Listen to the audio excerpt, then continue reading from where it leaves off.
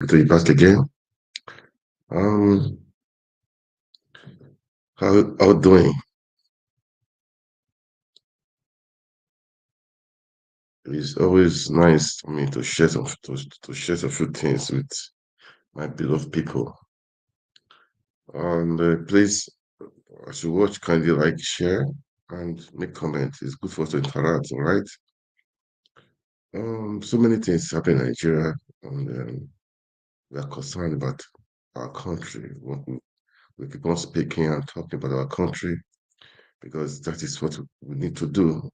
That's what we have to do, and we just have to do it. Okay, we just have to do it. That is the thing. Um,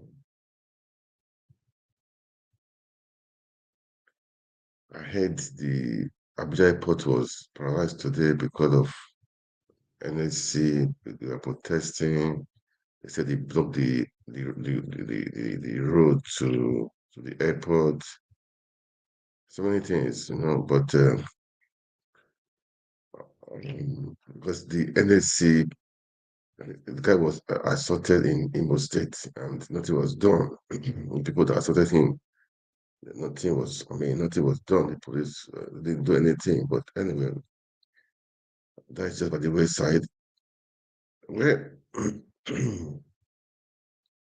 um, today,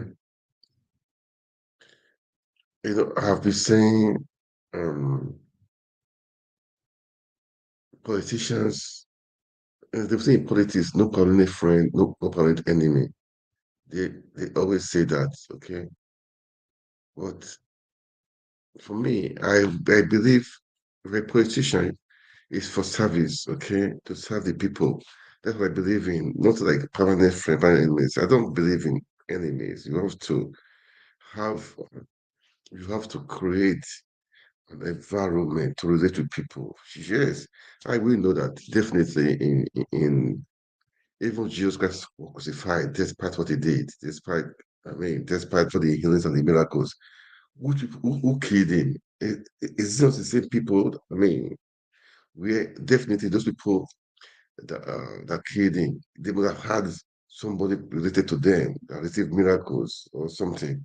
You know? But all the same, that I believe we have to make things happen in Nigeria. It's good that we take Nigeria back. All right, we have to take Nigeria back. Today, I saw a video of footballer and Wiki. You know, eh, I heard they are not just causes, just first cause they are very close. I think the sister of I don't know of Wike is the mother, is footballer's mother. So that means it's a family affair, man. It's a family affair. That means they are very close. Despite what is happening in the public, they will know where to settle it. Okay, and they met in church.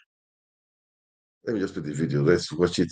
But definitely today, I'm going to people have making comments as per what Excellency said will be on the SUVs, so many things. I will play the analysis of what Arise News did. Right now, we have elections coming up in just in a few days' time in Kogi, in Bayelsa, in Imo State. I heard in Bayelsa State that the Labour Party chairman is working with the PDP um, aspirants. How true is that? I heard the guy collected 100 million bucks from the PDP guy to be working for the according to the if I have the time to play the video, I'll play the video because the guy, the aspirant on the Labour Party was on Arise TV. I watched a little bit of it. I said, how can Labour Party chairman of the state be working against the party? If it's like that, then the national executive should call that guy should call that guy to question, should call that guy to answer because a party candidate cannot just accuse a party man like that. That means something must be funny, something must be fishy. Yeah, if it is true that they're definitely in the house. There are going to be bad eggs. We know. If it's true that the Labour Party chairman in Bayelsa State is working for PDP, they should do something about it. Um, they should do something about it because I for now, Labour Party is a field we are seeing where the obedience can enter and play, and play the politics because without be the Labour Party is a vehicle we are seeing most of the obedience will enter, and to drive home what the obedience are, what the obedience are for, what they want to do. But I know definitely some people will try to jeopardize, make the vehicle not to run. But we can, by God's grace, we will see through. We will see through. So please, please, please, the Labour Party national chairman should look into it fast. The election is just less than 48 hours to go. So let's hope something is done. Then I heard in Imo State that Hope Uzodinma went to go and bribe MTN. How true is that? To bribe MTN so that their network would not be good so that they can, maneuver and rig the elections. Well, uh, let's keep. What I will say is, everybody, make sure your vote counts. Make sure when you vote, remain there, don't leave. Make sure it's counted. Make sure I pray they use the IRF to upload the results. That is a prayer. So that and don't let anybody intimidate you. Okay, stay fast. You will definitely they will not stay in Kogi State, in Bayelsa State, in Imo State. Stay there. Make sure the election is done. Make sure your vote is counted. Make sure that what we what you did comes to pass. That's what I would say. Because it's good for us to do anything and make sure we do it to the end. I mean, we make sure we have a conclusive, positive outcome. All right. People are saying they don't want to oppose Zudima. I'm from Imo State. I don't know how far he has done. I don't. All I know is that it's a speaker governor, and we want the best person. Okay, we want the best person. If you know it's the one armed guy, the strong man, is the guy. He's the obedient guy. He's the Labour Party parasite. So let's go ahead and do what is needful. Okay, please do what is needful. It's on Saturday. Guys, do the needful. Let's vote at all the jackass. Let's vote at all these people that are rigging the election, that they think the nation belongs to them. Let's take them out. Let's do a new thing, okay? Let's do a new thing. Let's change the system. So let me just play the video of today. I saw Wiki and Fubara. We are extending greetings. Let's play it and it's a very short video. Let's listen to what Fubara will say. All right, let's listen to him.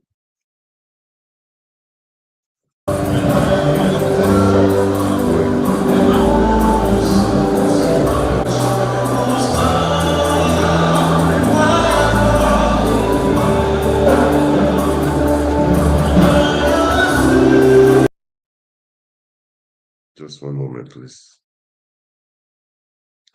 Just one moment. Let me do it properly because it's not doing well right now. Let me do it properly.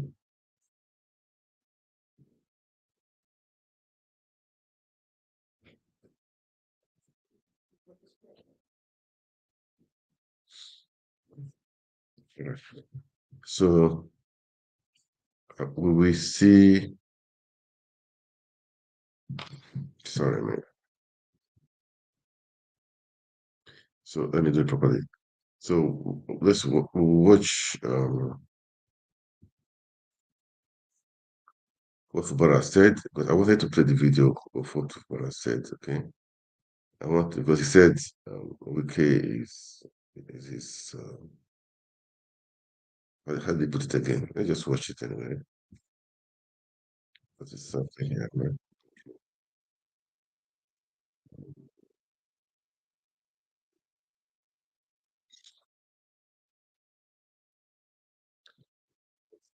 Oh,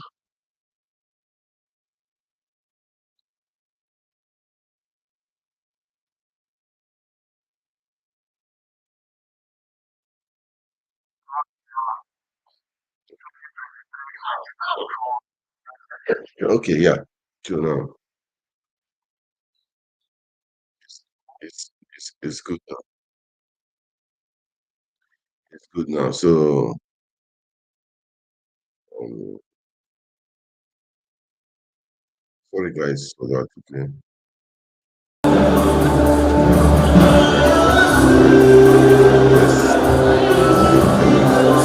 Let's do it again. I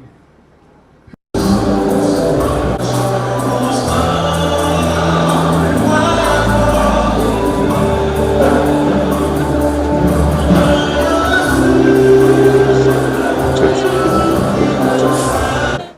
I feel very honored, honestly speaking, to be in your midst today, to be the one,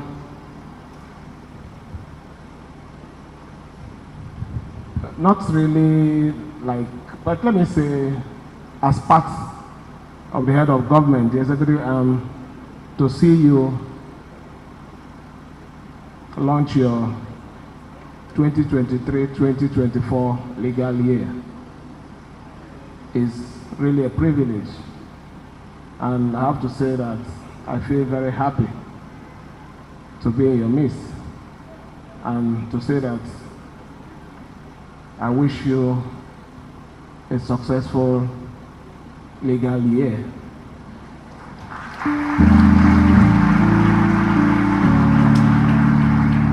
It's important to say a successful legal year. For the past 1 week or more, we've been hearing the negative stories. At least for once, let us hear something that is different from the bad news. So I feel happy. And I have to say that I'm even overjoyed that my Oga is here with us.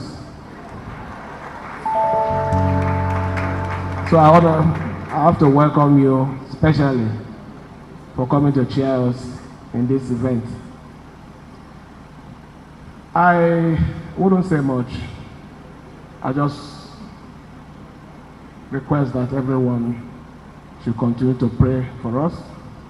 It's been a trying time, but I know that this phase will pass. And the promises we made to our people that will continue to give you development upon development, we are not going to go back on that. So I want to thank you for your support and also say that, please, we need peace. Everybody should just relax. We need peace. For us to progress in the state, we can only do that in an atmosphere of peace. Please, let me thank the church for your prayer. I know that you have always been there for us. This is the time that we need more and more of this prayer. In the book of Ezra, you know the story of Zerubbabel. Liken our case to it. We have a mission to give you development. The devil will always come in, one way or the other. But the important thing is for us to identify it and push the devil out of our room and continue. I have to say this with all amount of emphasis. My Oga remains my Oga. Whatever that has happened is past. I want us to continue to pray for the peace and development of this state. Please, I'm begging, I've not sent anybody to malign anybody. That is the truth.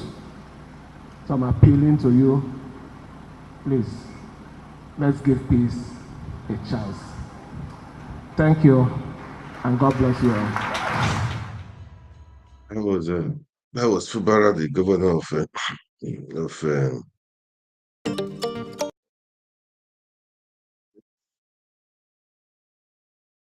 state. Wiki was there with me that speech. It was in a church. So let's watch. Let's just watch and see. Okay, let's watch and see how the how it will play out. Okay, because it's politics. I mean, and they are related also. So let's just watch how it will play out. All right. For me, both of them, Wiki rig the election and Prof. Bara in. It's to the people. It's to the mandates people. The people's mandate. So let them fight it to the end. That's not really my business. Right now, um, it's the election that's going up in Kogi. Guys in Kogi, Bayelsa, you must do your part. The accusation of what the LP candidate in Bayelsa State, what he accused the Labour Party chairman in Bayelsa State. If I have the time, I'll believe it. But before then, with what happened in with the reactions of Peter Obi's comment during the World Press Conference, what he said about the SUVs, at times I sit down and say, what is happening in Nigeria? They said a budget was taken to the House, a supplementary budget. In that budget, they had the SUVs, they had the yacht, they had the for the first lady, and now then the House of Reps came out. Some of them came out to say they've give the allocation for the yacht has been shifted to for I think for education or something like that. But I heard the yacht is already in Nigeria. So who is fooling who? I don't really know who's fooling who. Why are they lying? If you buy a yacht, say you bought it, man, or you bought it on loan or credit. It doesn't matter. Say it. Don't deceive the people. When we say like this, when we say like this, someone has said the thing has been ordered since the time of Buhari, and you put it in your supplementary budget. I don't get it. I mean, I don't get it. I don't really get it. I don't really get it, man. It's somehow that people if you are leading people, you are a father. So father not supposed to lie to their children. Okay. Anyway, let's there'll be SUVs for lawmakers. Let's check the reactions of people. I mean, let's watch Arise TV of the analysis, okay? People, some people have been coming out to attack. I mean, Daddy for the interview, he granted so many things, but we don't give in, we don't give up. Peter has said we're not the opposition. Opposition, what do you expect? You don't think they will just go and be lying down? No, no, no. Opposition is opposition. So opposition is opposition. That's how it is. That's how it plays. Okay. So,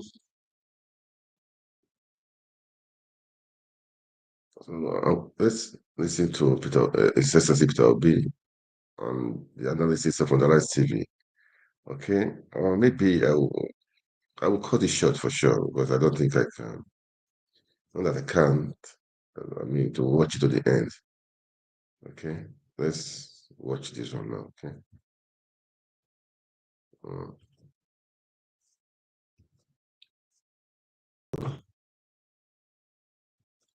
good to go. Good to go. The Labour Party and described the movement of the party as a revolution postponed. This judgment amounts to a breach of confidence of Nigerians have in our judiciary. However, This end is only another beginning of our quest for vindication of hope of the common man for a better Nigeria. This year, 2023, has been quite remarkable and revealing. INEC displayed incompetence in the conduct of its statutory duties. It has one thing that has gladdened my heart in course of the struggle in the past 18 months. It is the passionate desire of our people, especially young Nigerians from across ethnic and religious divides, to construct a new and restructured Nigeria that will work for all Nigerians. The energy and dedication of Nigerian youth and obedient movement have been simply amazing. Going forward, we in Labour Party and the obedient movement are now effectively in opposition. We are glad that the nation has heard us loud and clear. We shall now expand the confines of our message of hope to the rest of the country. Well, the presidency, in reacting to Peter Obi's press conference, stated that Obi should find another worthwhile vocation and stop casting aspersions on the integrity of the justices of the Supreme Court for affirming Tinubu as winner of the February 25th election. Bayo Ononuga, the president's special advisor on information and strategy, in a post on X, accused Peter Obi of being delusional to believe that he could have won a national election where he ran a divisive and polarizing campaign. His statement reads in part: at the press conference where he tried in vain to gaslight Nigerians with false claims and innuendos, Mr. Obi contradicted himself. Here was a beneficiary of judicial pronouncements in the past, now castigating the Supreme Court because its judgment did not go his way. He made false allegations of rigging and other electoral malpractices, yet could not produce any evidence to back up his claims at both the Court of First Instance and the Apex Court. We expected the Labour Party candidate to know that the Supreme Court or any other court does not give judgment based on public opinion and mob sentiments. Judicial pronouncements are based on evidence,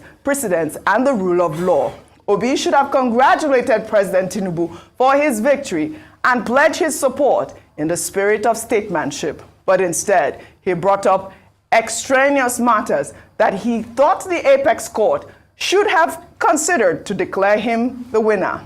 In our view, the drowning Obi, just like Atiku, was merely attempting to hold on to a straw in raking up new allegations which exist only in his imagination and that of his hordes of supporters. Well, of course, you know, Rufai, Peter Obi has a lot of supporters, and they went after Bayo Ononuga on this tweet. I got a lot of reactions, people just attacking Bayo Ononuga's tweets. Some people were even saying, I mean, what sort of campaign did you guys even run? What were your messages? Let me just take one tweet. The State House should rather quit from agonizing over this World Press Conference. They should rather focus on the message and leave the messenger alone. He raised quite some pertinent issues that if the State House was sincere and people enthroned would have taken cognizance of. Issues like why we allocated such ridiculous amount of money to the office of the First Lady, an office that has no constitutional representation. But no, as always, the State House has left matters of significant prominence to start raving over the love Nigerians have for the messenger and his message. More like the opposition. Again, stop the agonizing, focus on the message. I mean, there was a word there that I couldn't use, but but that's basically what it is. Agonizing over, somebody who has a right to actually speak against what he believes in at this point. So, I mean, Mr. Peter Obi has 100% every right to speak against, the electoral system. Yeah. And he just enunciated at this point, and he said many things there.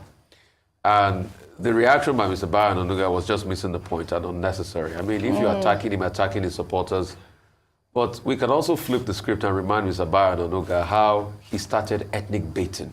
And that thing you just said is correct, because he made that mention of that. This was Mr. Bayo Onanuga that wrote after the elections. He said this should be the last time people from a certain ethnic group that have been in Lagos for tens of years should never, I was talking to the Igbo, should never participate in the election. Mr. Bayo Onanuga said all sorts of things that were very, very bad during the election period. And when we say people that did rabble-rousing, he really did a lot of it. But, the elections are all over. Nigerians will try to heal from all of this. But what are the substance of the things Mr. Peter Obi talked about? He talked about the need, for public opinion in society, which we cannot discountenance, which is very strong, which is germane. He also talked about, the judicial system. And Mr. Bayo Onanuga saying that, the judicial system favored Mr. Peter Obi before. Yes, he made a point there as regards that. But we also sit down here and see a lot of judgments that have come out during this electoral period. Judgment here and there, the discrepancies, the differences and all of that. And it takes a lot to study. But we can't keep dialing and looking at the past. In moving forward, what are the things we ought to do? Yeah. He put forward some suggestions. He talked about things like a 5-year presidency tenure. Dr. Abati has enunciated the fact that Goodluck Jonathan has talked about it before now. Birthday boy has enunciated that fact, and probably how we can truly restructure this country to make it fit for purpose. But also, I would also add, by seeing how we can go back to the National Assembly to fix those laws, those lacunas in the electoral laws that made politicians able to wriggle their way through. And really have real conversations about the reform of INEC. Are we going to adopt the Ways report fully? See, I must have to state this strongly. If it will be that it's still the president that is picking who is going to be INEC chief leading up to the next election, then we are not ready yet. The Ways report has been on for a while. It's time for us to fully implement it. This is the time for you as citizens to also call the lawmakers and say, these are the things we want you to push in the House for us as regards electoral reforms. Also, I talked about the fact that the opposition too should come up with ideas. So opposition is not just about criticizing the government on ground, but what are your counter ideas to what they have? That's why, yes, presidential candidate of the Labour Party, Peter Obi, talked about the office of the First Lady and all of that. That should not be the case. The 5 billion for yachts. But I am also saying, and somebody just sent me a message that I think he did criticize, but I didn't watch the full tape because I was in and out of it, that the Labour Party lawmakers too should be called out for collecting the 160 million for the cars they want to buy, because, if they say they were bringing a new idea forward. So this is the time for us to be able to effectively run our government and run our country. And we must have a boisterous and strong opposition. Yes, this is the time to run our government. Yeah. They should have a think tank. They must have ideas they are putting forward. And we must have a robust political space. And please, we'd like to beg all the actors, stop ethnic baiting. Yeah. Please, stop ethnic baiting. Don't destroy this country. Don't set it alight. Yeah. Put your ideas forward robustly and let people enunciate on those ideas and debate on them. Yeah, we must have a robust governance process at this point, and that's also the rhetoric on a lot of reactions that I have seen. I'll just take this one for laughs. This is from Ben, who wrote, responding to Bayo Onanuga's tweet, he wrote, 2 questions for you, sir.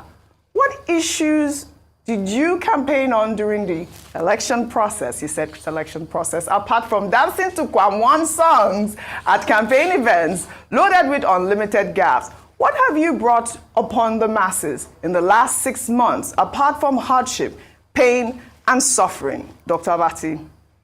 Well, first, when we discussed this subject earlier, I said, look, I didn't think the response by Mr. Bayo Onanuga was necessary. Calling Peter Obi a copycat and leader of a faction of the Labour Party, that wasn't necessary.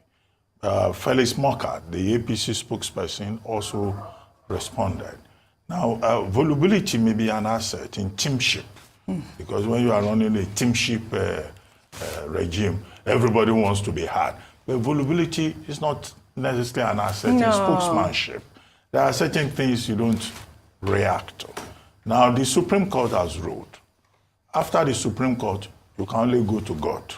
Now, you cannot say people take part in an election. A ruling has been given by the Apex Court, and you do not allow them to put their thoughts, their own opinion, on the table. So whatever Mr. Peter Obi said, it was perfectly within his right to make those claims and make those statements. Not that it will change anything, but at least he has made his feelings known. And what did he say? He said, look, the Supreme Court, didn't go by the law. And even if it went by the law, it was more interested in technicality rather than acting as a court of law and a court of policy. Okay? Right. Nobody can take him up on that. It is his right. And he said, look, the Supreme Court also overlooked fresh evidence that came. Yeah, he says public opinion is more important. Well, the Supreme Court said it acted within the province of the law, because the Supreme Court is not a marketplace where the mob will come and impose its own views. They will follow the law. If you disagree, well, that's the law. Only the Supreme Court can reverse itself.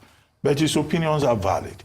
So in other words, Mr. Abayo Ononuga is also saying, oh, he expected Mr. Peter Obi to congratulate President Tinubu. Well, Waziri Atiku Abubakar has not congratulated him.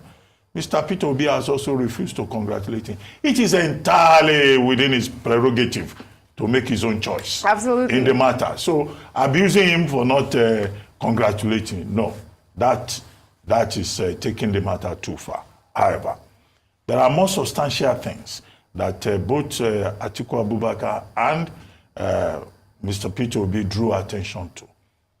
What is this? Both of them are saying we should now have a single term. Atiku Abubakar recommended 6 years for the presidential position, and I guess the same logic goes for governorship.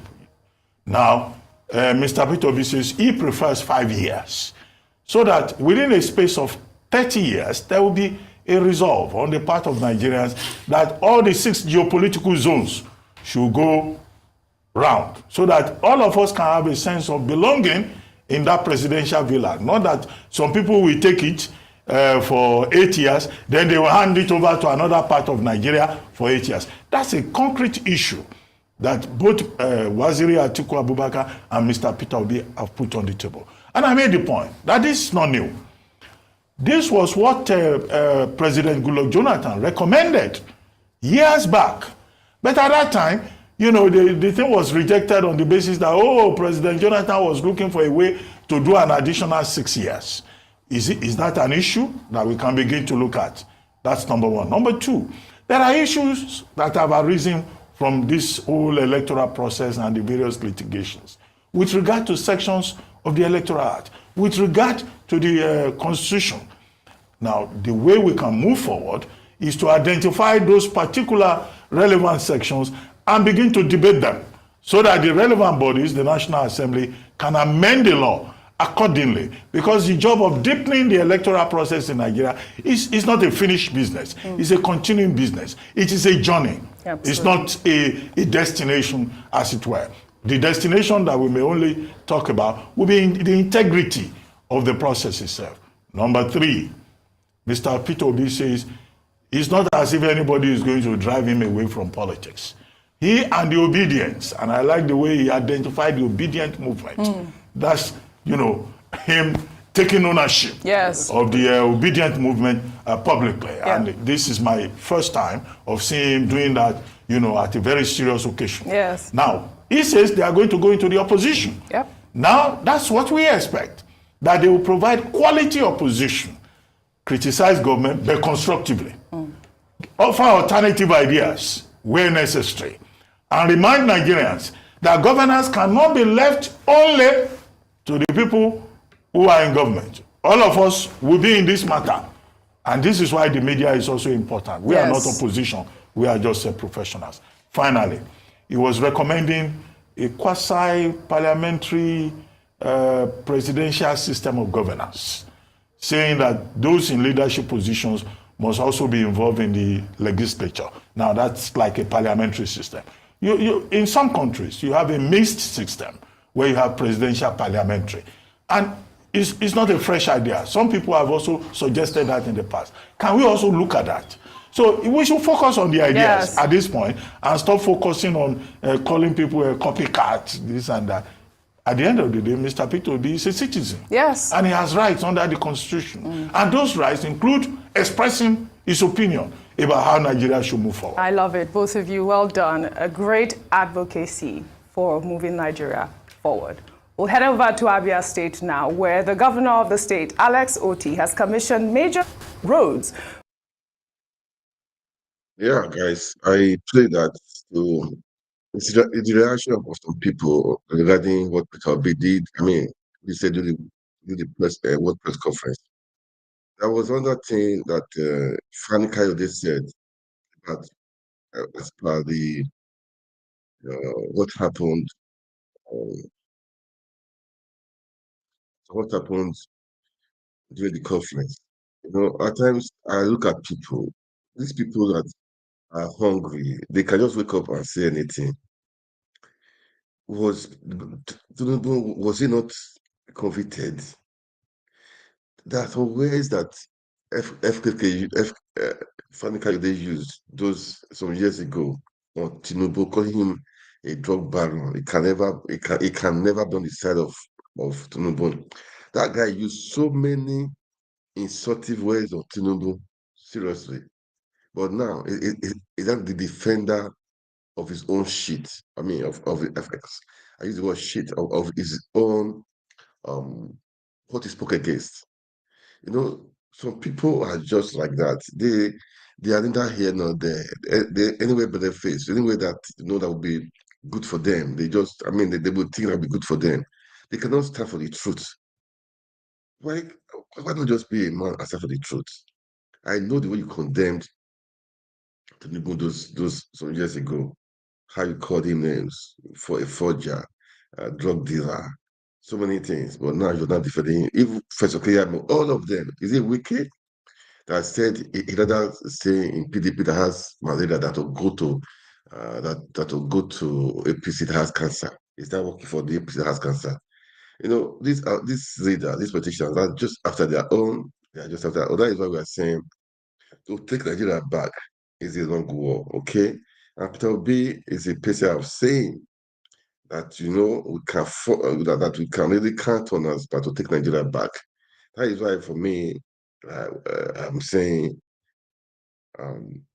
we don't give in, we don't give up, okay? And they said that just now, this guy was saying after Supreme Court, what SAG is God. Well, God is the ultimate, but the voice of the people, the voice of the people, the voice of the people is I mean, is quite loud. You know, the people know they knew what they wanted and they voted, and people and some people that felt they have the power and the money, they stole the election. That's too bad. That's too bad. But Nigerians know the boys in your court, the country belongs to you. We take it back or leave it. Nigeria is now or never. We have to make it work. We have to make it work. We should not give in, not give up. So everybody out there, I will continue to say this. Please, please, please. This struggle continues. It continues. It's just the beginning. Really, I don't really expect. We should not just expect under 18 months. I mean, so to say, to just dethrone those people that have been there for years. That they have built. They have built their struggles. They have built so many things. If you just expect to overthrow them like that, it's going to be a war. It's going to be a long war. I mean, if I say war, I mean, we have to be consistent. We have to stand. We have to keep on talking. We have to continue doing what we are doing. Okay, that is what I'm just trying to say. Let's continue doing what we are doing. Let's continue to talk. Let's continue to sensitize the people, right from the world level in Nigeria, from the world level, sensitizing that, look, we need to make a change. Nigeria cannot just be like this. We can have a better life. We can have a better future. We can have a And the National Peace Committee has been quoted as saying that the body is going to name those uncooperative political parties and politicians who refuse to sign peace accord. Are you not bothered that should there be violence in Bayelsa, anywhere, you could be mentioned. Somebody could just mention your name and say, well, we know where it's coming from. After all, then Radiri did not sign the peace accord. And they just use that we're talking about. Are they on your side in this struggle? Well, first of all, this struggle is about Bayelsa State. I don't want to particularize it. Every Joy youth, they have graduates who have graduated for 4, 5, 10 years, no work.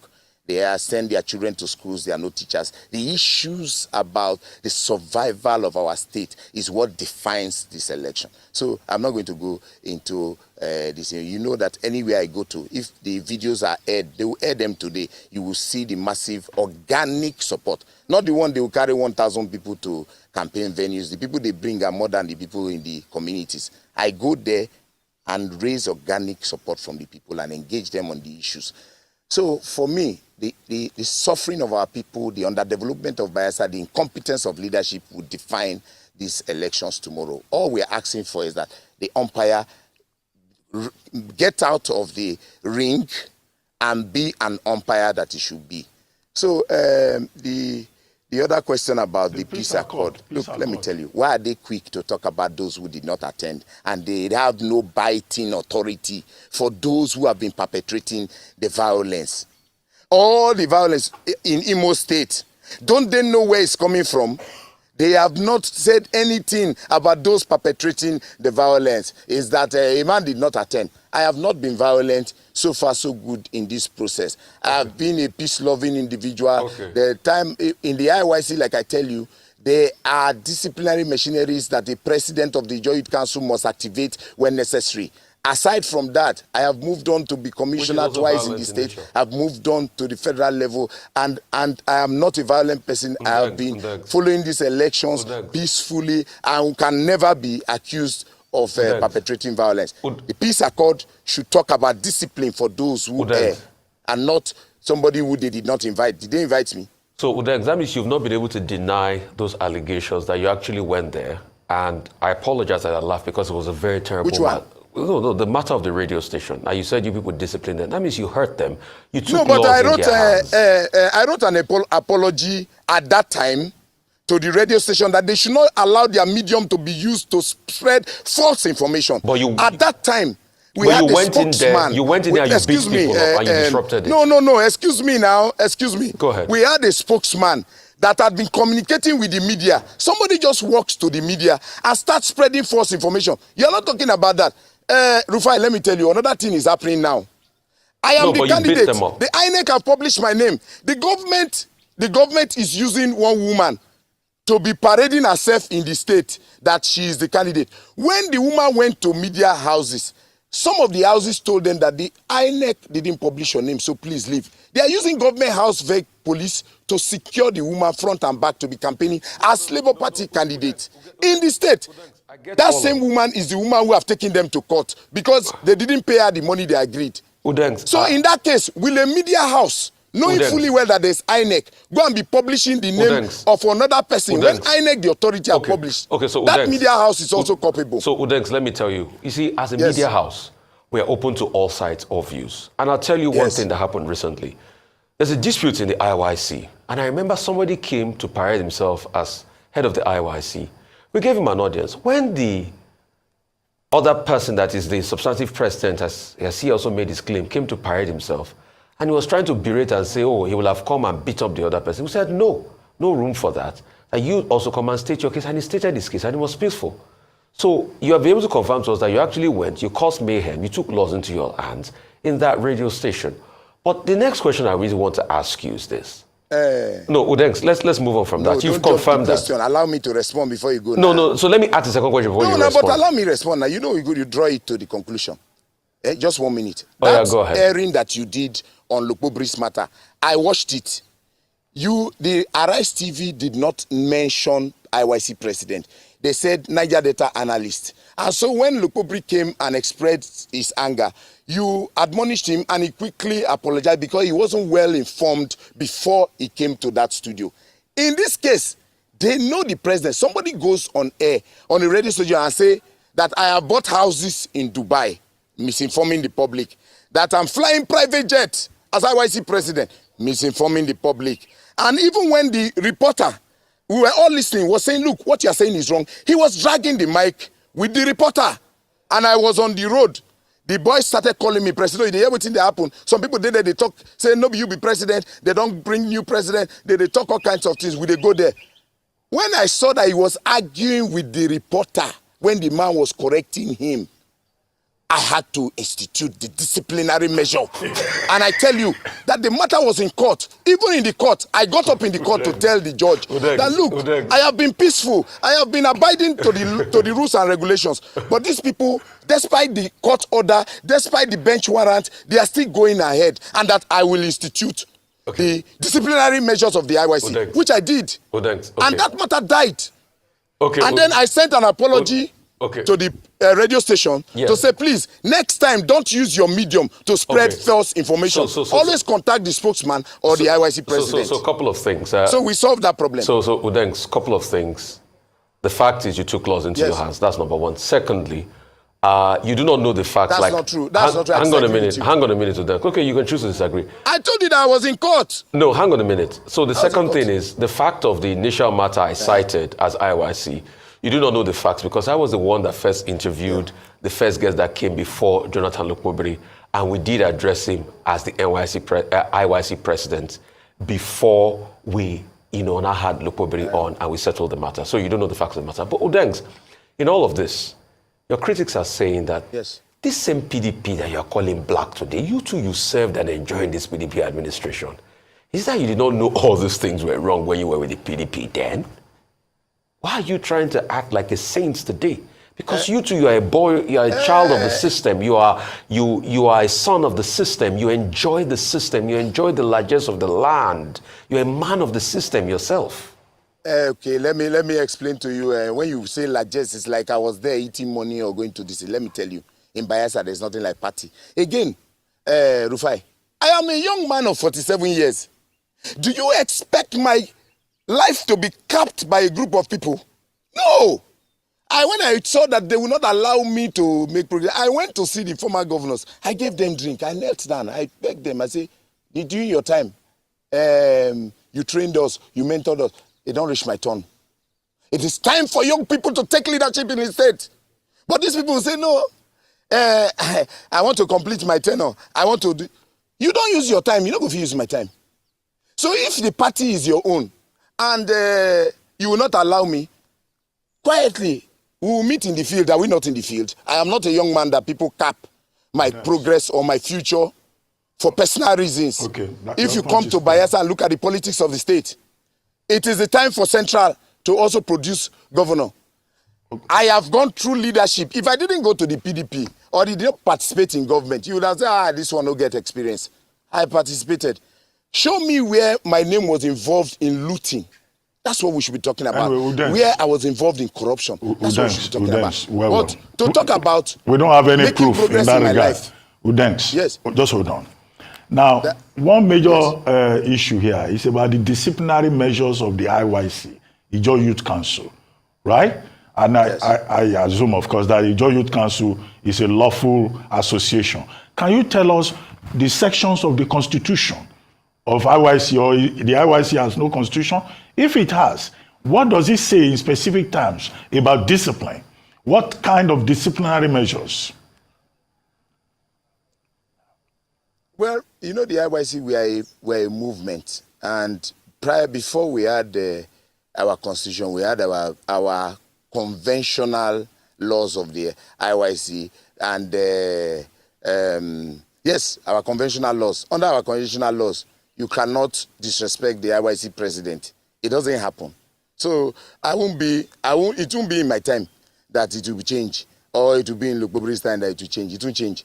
The Ijaw youths, a lot of them belong to cult organizations. And then they forget that they were born and conceived Ijaw children. They became an adult before they joined all those their rubbish cults that they joined. They come to the IYC with the cult and come and disrespect the leadership of the organization. That you were conceived as an Ijaw child. I will not ask for it. I used to extract that loyalty to the Ijaw nation from them. You don't carry your rubbish cult and come and say because you belong to one thing, you want to come and disrespect the Ijaw Youth Council president. It does not happen. and it won't happen in my time. I have demonstrated that. Come to the Niger Delta. Cultism is the order of the day in our communities, in our state. They have migrated that cultism to disrespect constituted authorities, like the IYC, the community governance structures. Come and see the mess going on in Bayelsa.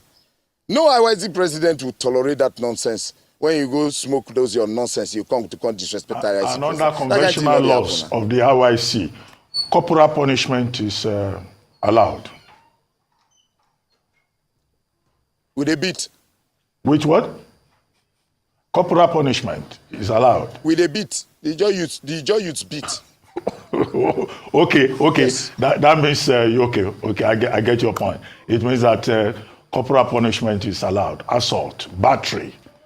It's like the OPC leadership. Do you expect somebody to go and disrespect the OPC president? He will be beaten up.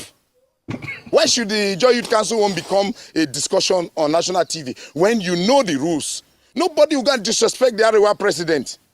An Arewa youth disrespecting the president, there will be measures that will be kicked in immediately, even before the authorities will understand what's going on. So it's good you confirmed to us now that you did go to the radio station and beat those people up. Udens, thank you so much, Udens, I did not deny it. Now the matter went to court. Okay, so it thank went you. to court. Udens, it went to court and I won. Udens, we have to go. Thank you so much. Wish you a lot of luck in your elections, all right? Wow. I probably played that because why I played that was that of what the accusation. They accused the Labour Party chairman of the state of getting money from PDP. That's why I played that video. Anyway, guys, it's there for you. Let's do the right thing. I know in the house there could be people like that, so if it is true, Yosabure, you know what to do. All right, so guys, it's been a great day, and I will say thank you so much.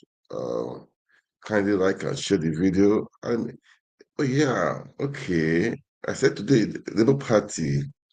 I would say the house. They were on rampage or strike or protest or rather at Abuja. Abuja they obstructed the flow of traffic. So I heard they wanted to enter the airport, but they could not enter the airport. So many things happened. I don't know. Let me just in a way.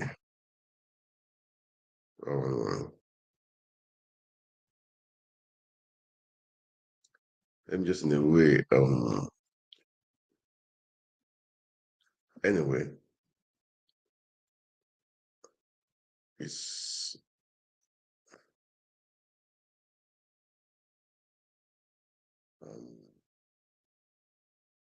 so today the Labour workers they were protesting. At the airport they wanted to, I don't know, they stopped the traffic there. So because of the chairman was beaten up in the Imo State, but let's watch and see. So it's a very short video. Let me play it. The protest, how we are protesting today. This was the protest. It was a short video.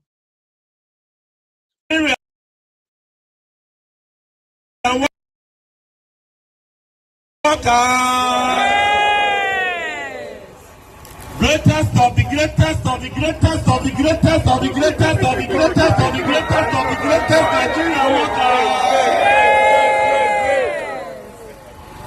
Yes. The peace-loving Nigerian worker.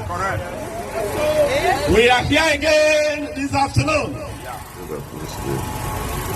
to demonstrate our displeasure for what happened to the president of the Nigerian Labour Congress, the people's president. That is the president that we know. That is the president that was elected unopposed. That is the president that when he was elected, the Arabs was not switched off. That was the president that never had his election manipulated. That is the president that was elected by the people. That is the people's voice. On the Senior Association National Secretary. Wednesday last week, our president was battered. Our president was dehumanized. Our president was brutalized. And this was done by the Nigerian police. The people who ought to protect us. The people who ought to enforce the freedom and the right as enshrined in our constitution, as enshrined in the Human Rights Charter, and as enshrined in our ILO Convention. But he was the Nigerian police. They tortured him like a common criminal.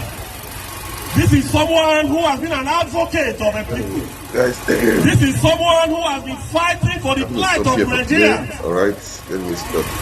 This is someone who went to Igbo to fight for the... All right, guys, that is how it is for today. So please, as you watch, kindly like, share the video. And right now, on 4 channels right now, to your channels, Facebook and Twitter. So let's make Nigeria great again. Let's do the right thing. Let's make things work, okay? All right, guys, thank you for watching. God bless you. God bless Nigeria. Good night. We have to be consistent. We have to stand. We have to keep on talking. We have to continue doing what we are doing. Okay, that is what I'm just trying to say. Let's continue doing what we are doing. Let's continue to talk. Let's continue to sensitize the people, right from the world level in Nigeria, from the world level, sensitizing that, look, we need to make a change. Nigeria cannot just be like this. We can have a better life. We can have a better future. We can have a country that you can be proud of. Everybody can be proud of. That's what we are saying. That is what we are saying. And we can make it happen. We can make it happen. We can make it happen. Okay.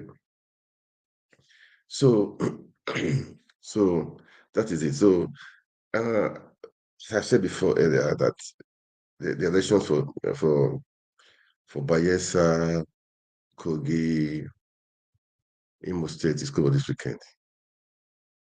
Guys, go out there, do your part. Make sure your vote counts. Stay behind to make sure vote. I pray use the IRF to upload it. Make sure everything counts. I know people might say, look, they don't trust the system again, and they cannot be trusted, this and that. But go ahead and do it. As I said before, I heard Hope Udodozima has brought the MTN to make sure that network don't work with that day. Okay, that's what you see. Then there's an allegation in Bayelsa State that the LP candidate said the state chairman is working against him.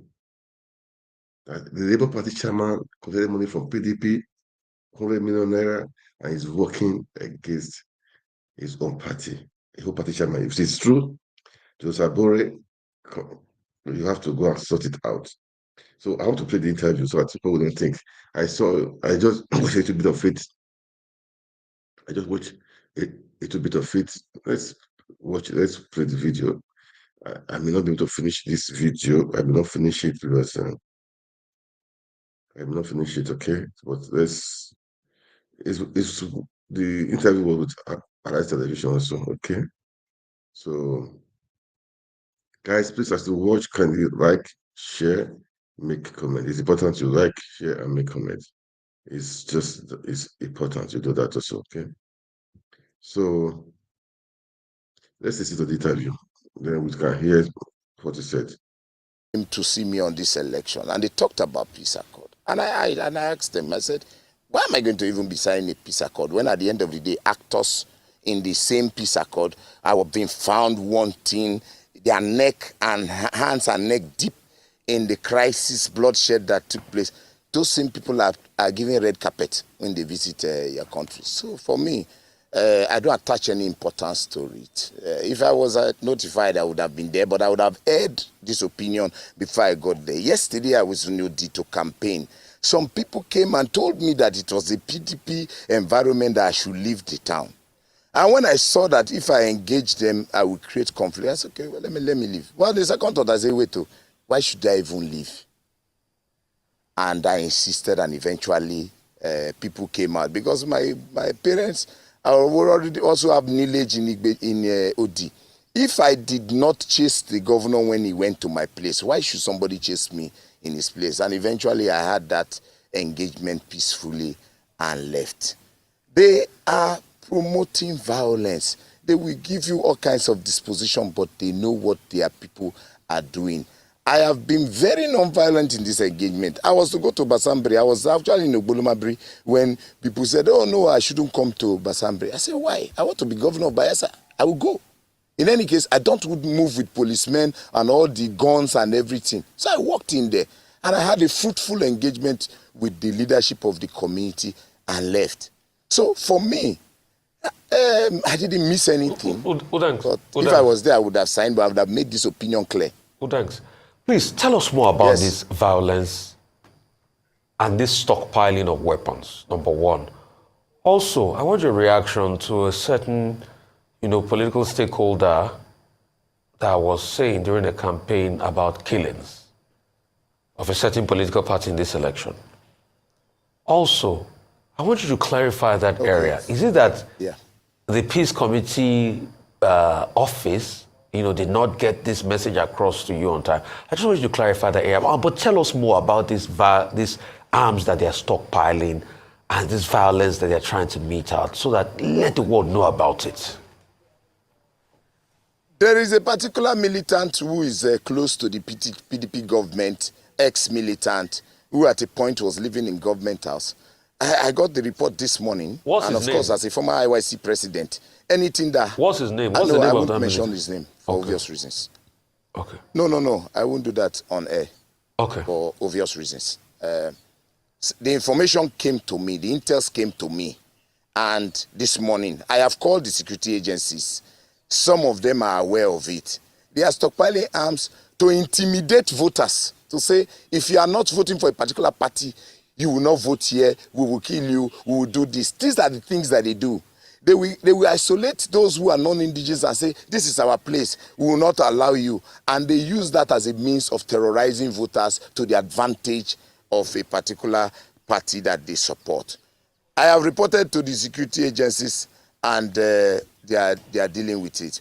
The issue, or I hope that they deal with it, the issue of the peace accord, I didn't get a letter. Usually they notify your party. But you see, my party chairman, just yesterday they did a press conference. After collecting 100 million naira from the governor, they started the sharing formula, started creating problems. Really? People like us, I knew from day one. I am not doing a party. So your party, so your party chairman collected 100 million from the governor. Can you tell us more about that? 100 million naira, and said he sent 50 million naira to National, and though the National have denied it, and then the sharing of the other 50 million naira started bringing argument. They went to organize a press briefing that they have decided to support the AD. The party chairman is an appointee of the governor. Right from day one, I knew, and I had blown this alarm before, that these people are not working for me. And when I go to campaign, I tell Bayelsa people, it's only the state woman leader that goes with me. The rest have given me conditions. I should bring so amount, I should bring so. I don't have that kind of money. I didn't come here because of money. I came here because of the issues that affect my people. And so far, so good. I have been supported by my friends and my business. I'm an engineer, I practice. From there, I've been able to battle them to this point. All overtures to get me out of this race have failed. They spread all kinds of rumors. Oh, he has settled with you then. We have settled with him. He will work with us. They paid them 100 million. The argument is on. They are fighting now. The chairman has left town. I have reported to the national chairman. I have raised a publication to that effect. And they are dealing with it. For me, they are not important. They are going to be distracting me in this election if I focus on those. So you're saying your party... We have known them to be most. So you're saying any your party... man that starts So you're saying the Labour Party... So you're saying the Labour Party in your state is already compromised, that the party chairman has collected 100 million and they are not working for you. I want you to talk about your reaction to the MacIver statement. They did it to Obi too in your state. Tell us more about that, Okay, please. they did that to Obi. In Bayelsa State? Tell us more about that. Okay, I feel sad. I feel sad about the statement that was credited to Joshua MacIver. I think that sometimes emotions will make people not control the kind of rhetorics that they use. That alone have removed a lot of mileage from the support that they used to have. I'm aware that brass people have already called their deities, calling on anybody who comes to perpetrate violence to be punished by deities, for those who believe in those things. But you see, that kind of statement is not encouraged. And if we are talking about violence in this election, and you are saying I should come and sign a peace accord, if somebody makes such statements and people are not seeing practical steps taken by the authorities to apprehend such, then you are going to be leaving people to resort to self-help. Because if such statements can be made and no action taken, for me, I feel sorry for the governorship candidate who didn't do a proper consultation before he went ahead to pick the person of Joshua to be coming up in public to making such statements. You saw the statement he made with respect to his incarceration. For me, I thought that was very irresponsible for anybody to say, let alone a deputy governorship candidate. I condemned it in totality that you call for such violence when so far so good. Bayelsa elections, or not until recently, had been seemingly peaceful, apart from what happened in Kolokuma where PDP... Yes, sir.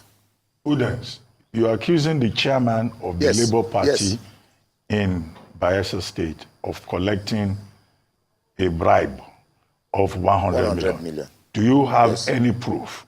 And then two, how do you hope to win the election? Or you are just in this just for publicity purposes? If your party is not with you, how then do you hope to win? You can't be, are you doing one-man campaign? How did you get to this point whereby members of your own party are not with you?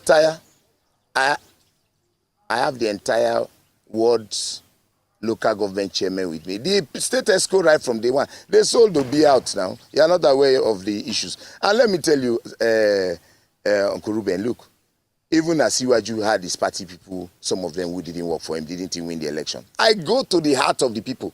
I go to talk to Bayelsans. The issues here are not about party. They are about the poverty in Bayelsa. I have been, in the course of this election, I have been to virtually every nook and cranny in the state. And I have seen the nakedness of neglect of government to the people. It is the people I'm talking to. They are the electorates. They are the ones that we vote. And so we're expecting all this now. If you have been following what has been happening in the Labour Party and other parties, you will see that some people stand for nothing, so they fall for anything. This 100 million thing had been coming since yesterday. It was if they were blowing each other as a result of the chairman saying that they said the money na 100 million. Why you they bring 50 million? He said, oh, I don't send 50 to national. I have called the national chairman and he's making a statement to that effect, and that they were going to deal with it. But those are shenanigans I don't even want to bother me in this election. This election is about Bayelsans. This election is about the survival of our people. And I have been going to the electorate. The chairman, apart from once, he followed me for campaign. He has refused to follow me, and I don't bother about those people. I know them. They will sell anything for money. Well, you know, there's also that perception that the Labour Party in Bayelsa State is working for the PDP. Maybe it's as a result of this. But, you know, let me ask you this. We had His Royal Majesty Dakolo on this same program. And he said, look, as far as he is concerned, the governor, Doyediri, you know, is doing well. But you are saying there is poverty, there is a problem. But, the chairman of the Bayelsa State Council of Traditional Rulers said very clearly on this program that the governor is not doing badly at all. So there are two different. Uncle Abati, what are you expecting from the chairman of the Traditional Rulers Council? The king of the governor received former Governor Silva, and because he made comments about the situation in the state, the governor suspended him immediately. Are you expecting the Traditional Rulers Council chairman to come on air and say, no, the governor is not doing well? Uncle Abati, this kind of question, sometimes it makes me laugh. Because look, let me tell you, those are institutions of state. Of course, you expect that they will say all those kind of things. I am talking about drinking water. I went to a gay. They gave me water to swallow, to wash my hands, to eat a bath.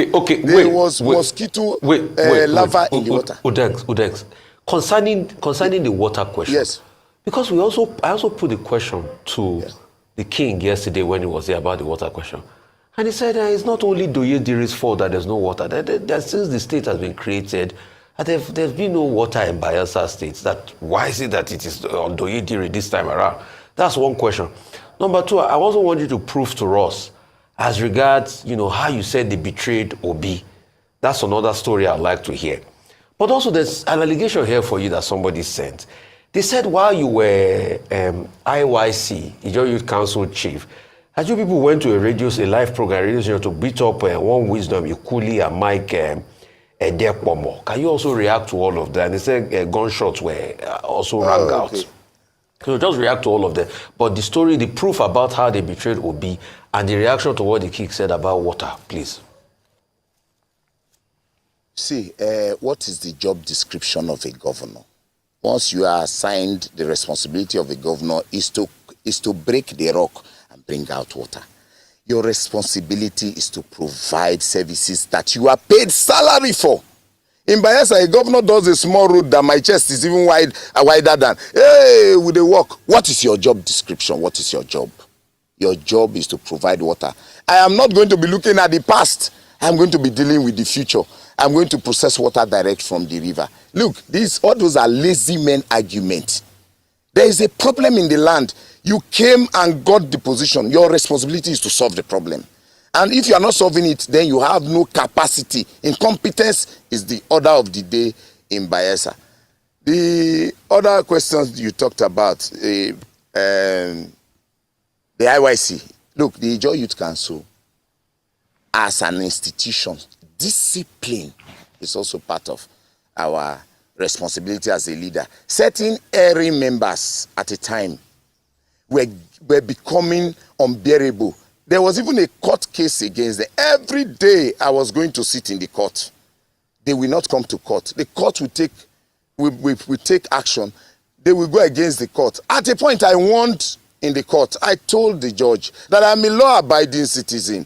I am here every day coming to court. These individuals are maligning my person everywhere and refusing to come to court. The IYC has a way of disciplining erring members. And when they went ahead to further, even when there was a court going on, I had to institute the disciplinary machinery of the IYC.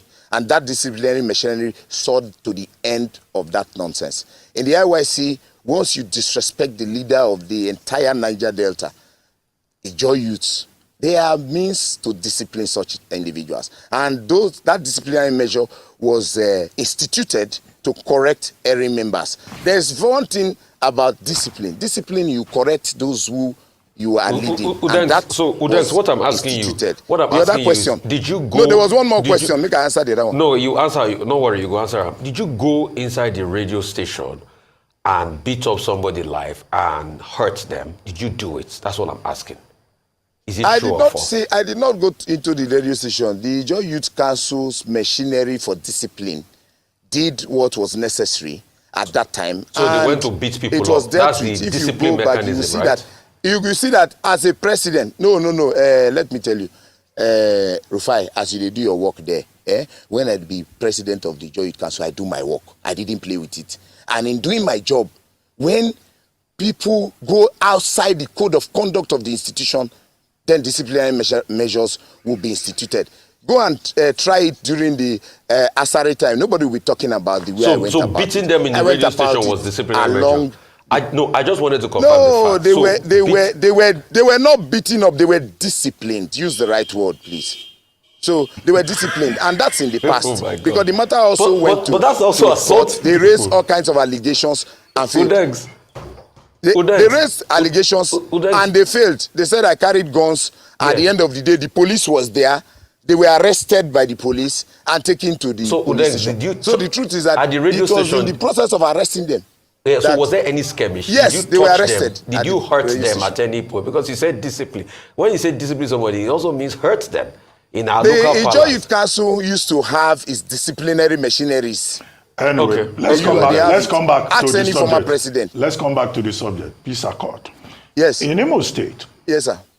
Some of the gubernatorial candidates did not also attend the peace accord. Okay? Well, some of them, 3 of them sent their running mates.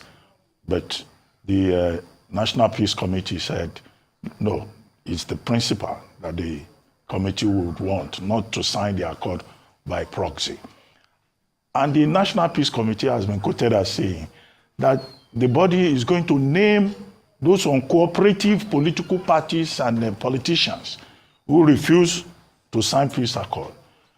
Are you not bothered that should there be violence in Bayelsa anywhere, you could be mentioned. Somebody could just mention your name and say, well, we know where it's coming from. After all, then Radiri did not sign the peace accord. And they just use that we're talking about. Are they on your side in this struggle? Well, first of all, this struggle is about Bayelsa State. I don't want to particularize it. Every Ijaw youth, they have graduates who have graduated for 4, 5, 10 years, no work. They send their children to schools, they are no teachers. The issues about the survival of our state is what defines this election. So I'm not going to go into this. You know that anywhere I go to, if the videos are aired, they will air them today.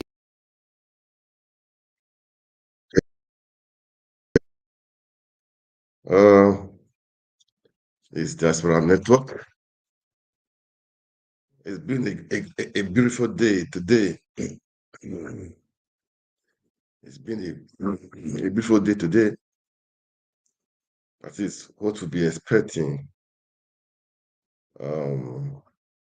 His Excellency came out today to speak. And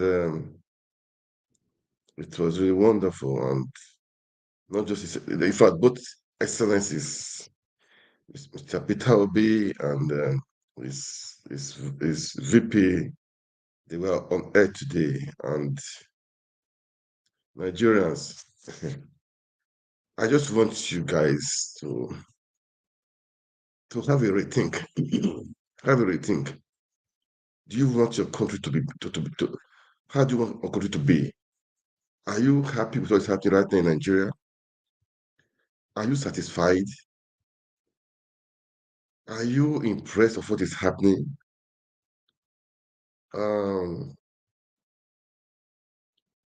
We all need to wake up. Okay, we all need to wake up. We all just need to wake up. I will play the video of the press conference of His Excellency Peter Obi. It's a long video. We'll just painfully listen to him. Then after that, I mean that he had interview with Arise TV. I will play the 2 videos. Look, it's very crystal clear right now. The ball is in our court. You don't need Peter Obi to come out to tell you what you need to do. Nigeria belongs to all of us. It belongs to you and I. Do you get it? So you don't need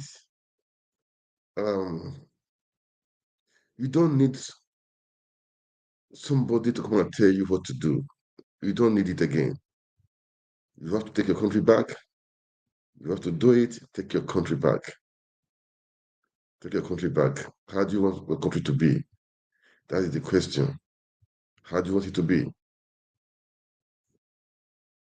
It's a question you have to ask yourself and answer for yourself. And Peter Obi today, he was just so, he's a peaceful guy. Peaceful guy. He wants the best for Nigeria. You can see he's a guy that from the heart you can see, you will hear what he's saying. He speaks from the heart. He wants the best for the country. The best for the country. Anyway, they stole your votes, Nigerians. Know that they stole your votes. Your vote was stolen. Broad daylight. You guys are quiet. This nice speech with that speech, his interview with Arise TV, it has shown clearly that this is now between Nigeria people, between Nigerians, and taking that country back. It's there for you. Don't wait for Peter Obi. Don't wait for Amedati. They've done their part. They have went to court. The court has done its worst. And now the battle is between you and the forces, evil forces, evil forces. That is the truth. These people, they've been there for years. They don't want to live there. They stole your mandate, and we're all quiet. They stole your mandate, and we are all just down quiet, sitting down, feeling comfortable. People are dying in Nigeria. Look, I don't know how I'm going to put it right now. We all need to wake up. It's your civic duty. It's our civic duty. Everyone, both in diaspora, anywhere you are, it's our duty to defend your country, defend the Constitution, and make things right for everyone, for people, for the good of everyone. Be you from anywhere, irrespective of your religion, of your tribe. Well, this is just so annoying. It's so annoying. Let me just start by playing the conference of today from the World Conference with Obi. It taught us on so many things, so many things. I will play that. We'll come back, we'll talk a little bit. Then we now play the interview of Amedati. We'll play it. Guys, I want you to listen. Just listen carefully. Then you have to, if you'll be sleeping, you have to wake up. Nigeria is in the hands of jackass, of people that don't really care about Nigeria, about your future. We need to take it back. Man. Anyway, let's listen to him. Let's listen to Peter Obi. His Excellency Peter Obi. This is a man, I respect him. I respect him a lot. For his beliefs, for his actions, for what he's doing. I respect Peter Obi a lot. I respect him a lot. And kudos to him. Kudos to him. Kudos to Amedati. The two of them. Kudos to you guys, man. You fought the fight. And the fight continues. You said the fight continues. And the fight continues. Right now, the fight is between the voices of Nigerian people. That's the fight right now. The voices, the power is in the voice of the people. It's in the hands of the people, not just for the few political class. Man, let's play the video first, okay? Let's listen to him. Let's listen to His Excellency Peter Obi. Please, as you Supreme Court judgment where he and Atiku Abubakar of the PDP lost. Share. Let's listen in. Follow us, okay? We were taught values Please and admonished to always share the video. Make comments.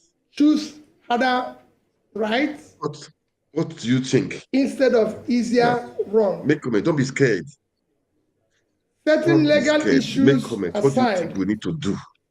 the Supreme Court exhibited a disturbing aversion to public opinion, just as they abandoned its responsibility as court of law and policy. It is therefore with great dismay that I observe that the court's decision contradicts the overwhelming evidence of election rigging, false claim of technical glitch, substantial non-compliance to the rules set by INEC itself, as well as matters of perjury, identity theft, and forgery that has been brought to light in course of this election matter. These are hefty allegations that should not have been treated with levity. More appellant, the Supreme Court's judgment willfully condoned breaches of the Constitution relative to established qualifications and parameters for candidates in presidential elections.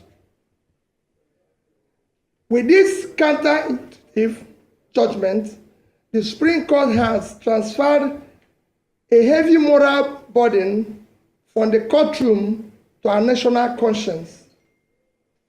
Our young democracy is ultimately the main victim and casualty of the courtroom drama.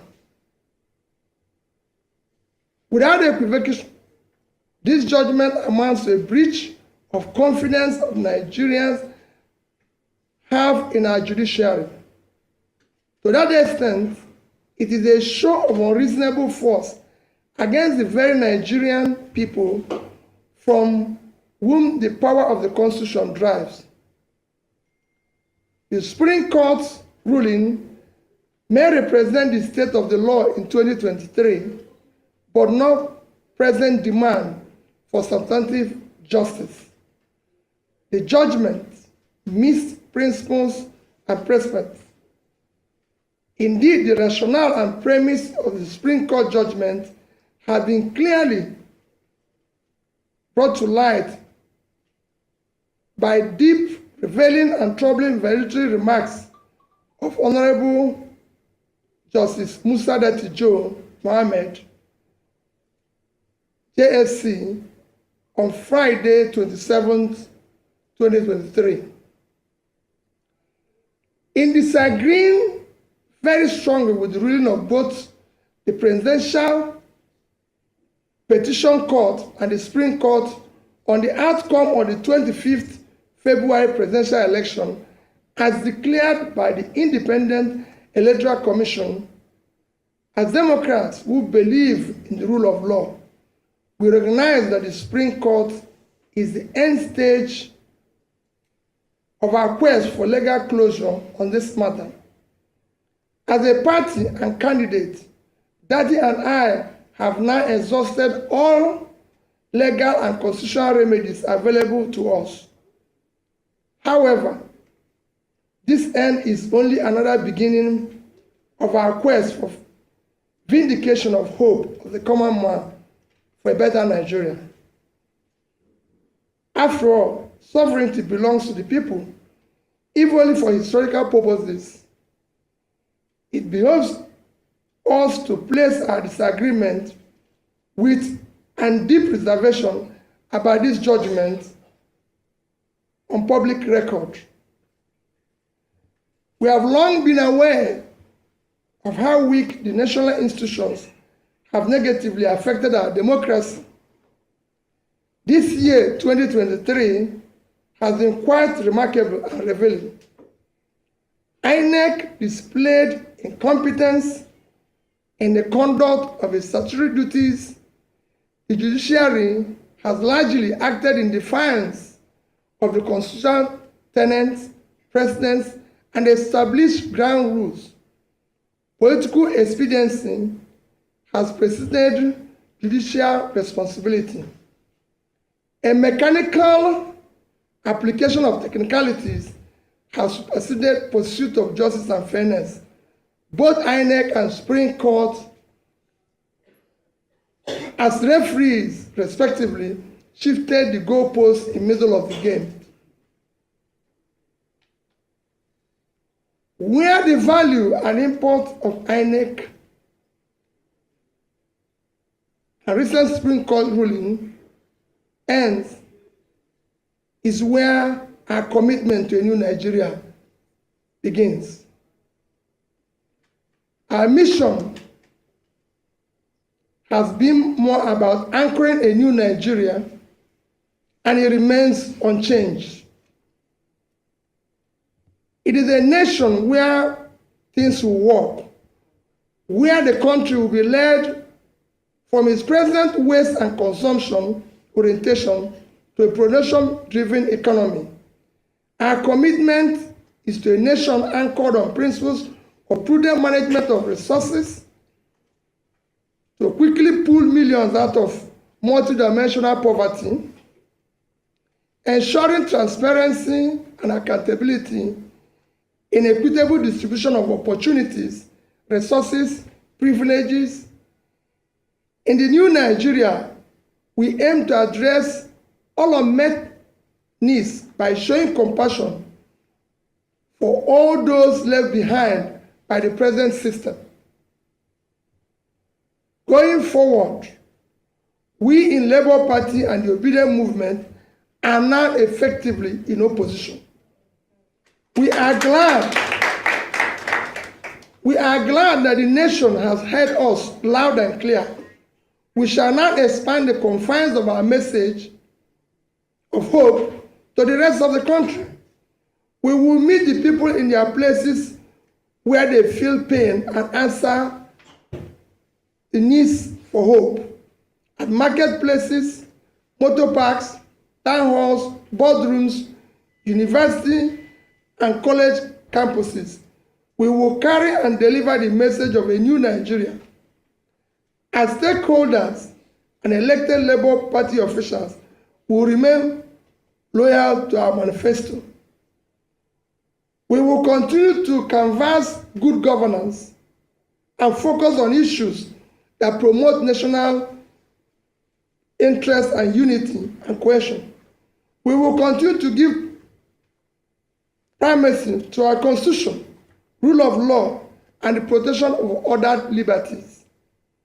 We will offer checks and balances and will vie robustly in forthcoming elections to elect those who share our vision of a new Nigeria. Given the present national circumstance, there is compelling need for a strong political opposition.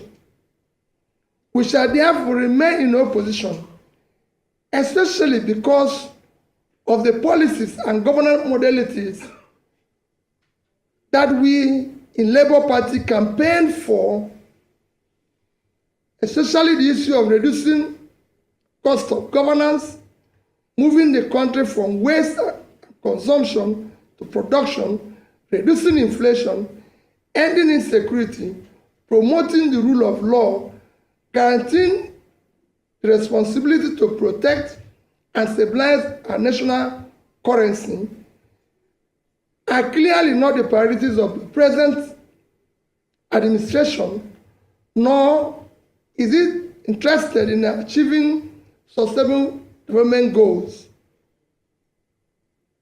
It has one thing that has gladdened my heart in course of the struggle in the past 18 months. It is the passionate desire of our people, especially young Nigerians from across ethnic and religious divides, to construct a new and restructured Nigeria that will work for all Nigerians. The goal remains the guiding light and abiding inspiration. Finally, I thank all Nigerians who believed in what is now only a revolution postponed. We deeply appreciate the unalloyed, non-partisan moral support millions of youths and ordinary Nigerians across ethnic, religious, geopolitical divides have continued to give Dati and I. We extend our heartfelt gratitude to Nigerians who have supported this mission from the onset. We salute the leadership and members of Labour Party, the Obedient Movement, the Obedient Presidential Campaign, Nigerians in diaspora, support groups, and all people of goodwill who worked diligently and hoped for realization of the beginning of new Nigeria in this election cycle. Nigerians who supported our cause have done so out of patriotism and their sincere conviction that our nation requires and deserves dedicated and visionary leadership who will lead Nigeria toward a brighter future. The energy and dedication of Nigerian youth and obedient movement have been simply amazing. I appreciate and salute them. I want to assure them that this is not the end of our journey, but in fact, the beginning. Nigerians heard you. The world have taken note and will not forget easily. We shall endure, persist, until we reach our destination, because the new Nigeria is our destination. A destination is not an event. We thank in a special way our legal team. We also thank elder statesmen whose wise counsel were immeasurable. To them, we wish to state unequivocally that this judicial outcome, an obvious misinterpretation of substantial justice, has by no means foreclosed realization of a new Nigeria that is possible. On personal note, I take pride and express gratitude to those who share our vision, who have exhibited rare courage to challenge the nefarious system, the genuineness of individuals, identities, and their defining and qualifying particulars up to the highest extent allowed by law. Nigeria holds and obedient movement have been simply amazing. I appreciate and salute them. I want to assure them that this is not the end of our journey, but in fact, the beginning. Nigerians heard you. The world have taken note and will not forget easily. We shall endure, persist, until we reach our destination, because the new Nigeria is our destination. A destination is not an event.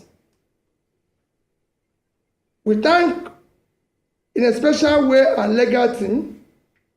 We also thank elder statesmen whose wise counsel were immeasurable. To them, we wish to state unequivocally that this judicial outcome, an obvious misinterpretation of substantial justice, has by no means foreclosed realization of a new Nigeria that is possible. On personal note, I take pride and express gratitude to those who share our vision, who have exhibited rare courage to challenge the nefarious system, the genuineness of individuals, identities, and their defining and qualifying particulars up to the highest extent allowed by law. Nigeria holds out hope of infinite possibilities leading to a desirable greatness. I remain consistent in my belief of a possibility of a new Nigeria built on character, competence, capacity, compassion, integrity, respect for the rule of law based on justice and fairness. God bless you all. God bless Federal Republic of Nigeria. Thank you. Oh, wow. Thank you, Your Excellency. That was a press conference. There'll be questions and answers also. Let's listen to the questions. Labour Party presidential candidate Peter Obi addresses the international media where he criticized the Supreme Court for affirming the victory of President Bola Ahmed Tinubu as the winner of the 2023 presidential election. He says the judgment is a breach of confidence that Nigerians have in the judiciary and an unnecessary show of force in enforcing illegality. Peter Obi says he disagrees strongly with the ruling of both the Election Petition Tribunal and the Supreme Court, even though he acknowledges that the Supreme Court ruling marks the end of a search for justice over the conduct of the 2023 presidential election. The Labour Party flag bearer also heaped criticism on INEC for failing to carry out its duties of conducting free and fair election. He, however, says his vision to unveil a new Nigeria that is productive, corruption-free, equitable and just remains intact.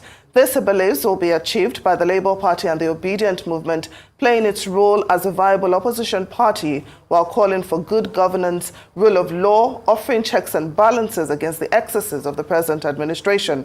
Peter Obi ended his press conference by thanking all Nigerians who supported his candidacy, adding that the Supreme Court ruling only marks a revolution postponed as the struggle to build a new Nigeria continues.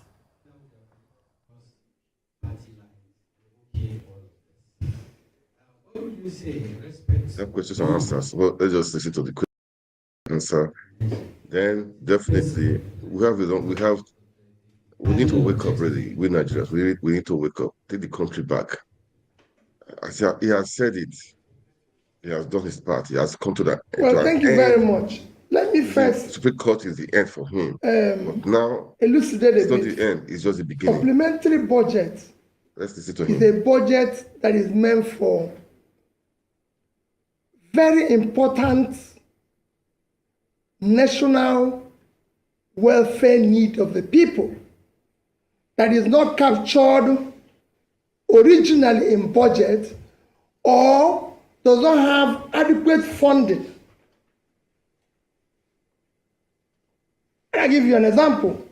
Nigeria today, we've read it in the past 1 week for United Nations World Food Organization that 26.5 million Nigerians will go hungry next year. This is an issue of national importance that we can go for supplementary budget. But we have a supplementary budget where we are mentioning issues of yachts, SUVs for First Lady's office, shows to the extent that this government is totally uncaring and we're in deep problem. It shouldn't be part of that. In fact, bringing in First Lady's office, which is not in our constitution, is even more troubling.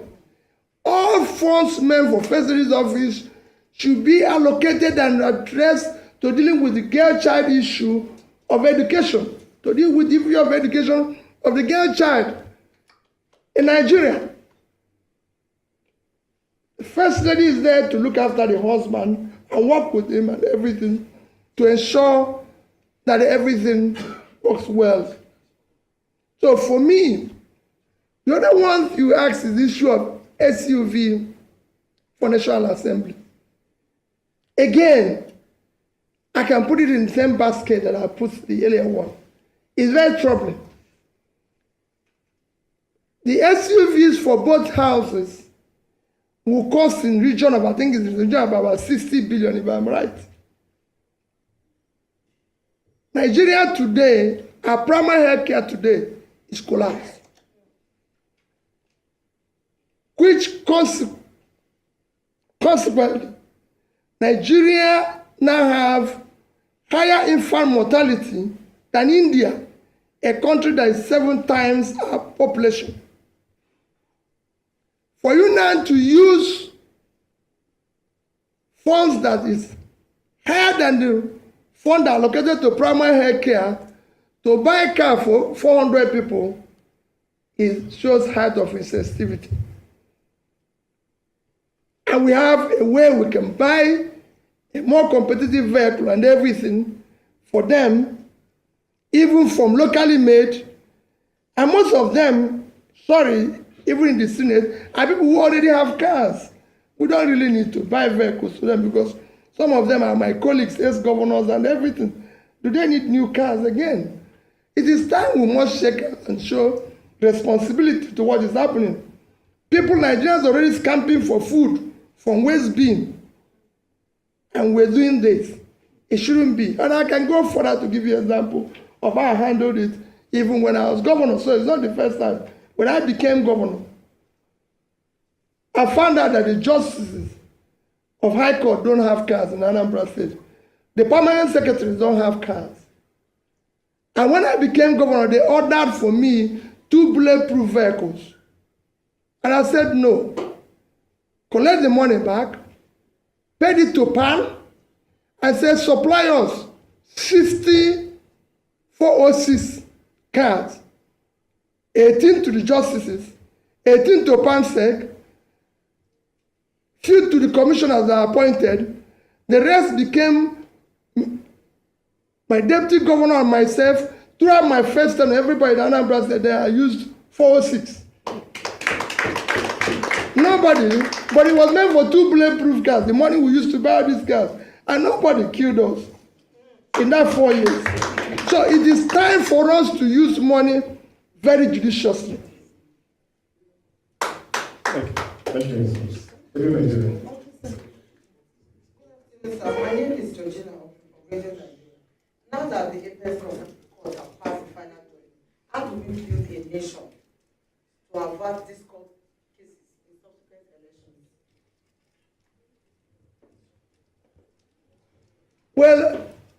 Well, as you can see, everybody have done now that all institutions are broken down. Like it's been now shown, it is now for all of us to work hard together to ensure that we save the country. Those who are in office should do the right things. Those who are in opposition should ensure that the right things are done. And we will do so on our own part aggressively.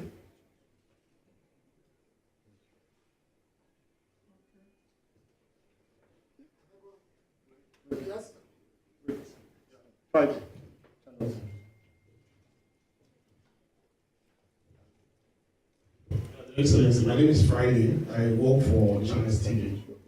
I'd like to ask you, sir, the presidential candidate of the People's Democratic Party, when he also briefed on this same topic, the Supreme Court judgment, he made some recommendations. One of the recommendations that I can remember vividly now is this recommendation for a single term of 6 years on a rotational basis, rotational presidency. What's your view on that? And I just want to take you quickly on the issue that my colleague from Daily Trust raised, the issue of cars for people in the National Assembly. It is true that your party is in opposition now, since by virtue of the judgment of the Supreme Court. But you have your members of your party who are in the Senate, like we have one of them here. We also have some of them also in the House of Representatives. They are beneficiaries of this. So, to what extent are you going to engage with them? And of course, those lawmakers at the state level, so that they will stand different from other lawmakers in these parties that seem to be doing things contrary to your vision.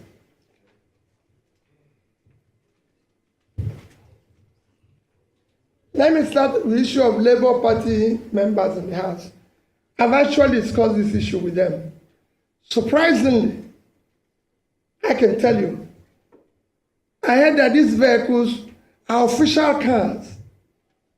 And I don't know, they have to use it. It's meant for official vehicle. So it's not as if it's their vehicle that is meant for official cars and everything.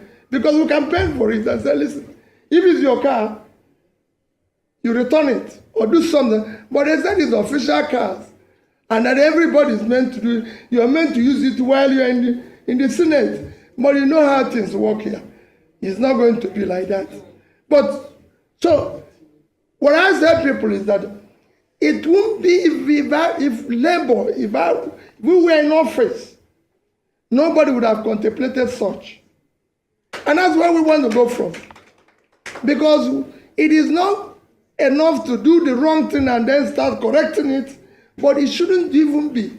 Just like people are saying, oh, maybe the issue of yield have withdrawn, or this one, it shouldn't even be mentioned in the first place, because it touches the sensibilities of people to do that. On issue of the single tenor, we campaigned vigorously on issue of restructure and reform. So that is clear. And that would have included so many amendments to make this constitution be a workable and functional constitution that will be productive for Nigeria. Including in that would have been issue of single tenor. I thank Vice President Atiku Abubakar for his position and his commitment to ensure that things work better going forward in Nigeria. But I disagree slightly. I will go for 5-year tenure, which will go for 30 years, rotational, or 5-year tenure. And I'll still campaign for one thing. If we cannot go back to the issue of parliamentary democracy, we must have a quasi system that will allow our leaders elected, whether prime minister or president, to be able to be part of the legislature, especially to answer questions, maybe presidential question time or prime minister question time, instead of hiring surrogates and people who are not elected, who have nothing to be canvassing and telling us stories. We want to hear from the people we elected now. And that is critical. It's very important. We cannot continue with this way where we are now, where people have outsourced leadership.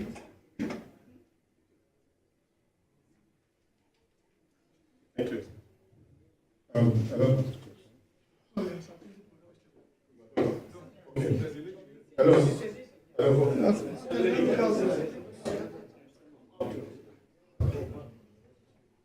Good afternoon, Your Excellency. I'm going to my name and I report for after the general election, there were calls for you and the presidential candidate of the People's Democratic Party to come together and unite to fight the APC government. And after the elections, people were still saying that if you had obeyed such calls, that we would have been having a different story. Do you regret not, answering those calls? And do we see you, collapsing your structure to have this kind of a thing in the future? Thank you. Thank you. We don't regret anything we did. We came out and campaigned on a new Nigeria. No other party did. And our position remain consistent. We're consistently consistent on that. On a new Nigeria. A Nigeria where things will be done properly. So we're not regretting anything. We don't know who knows tomorrow. If you can predict tomorrow, I don't think you'll be here. We can't predict tomorrow, but I'm telling you where we are. Our commitment is on a new Nigeria, and we remain committed to it.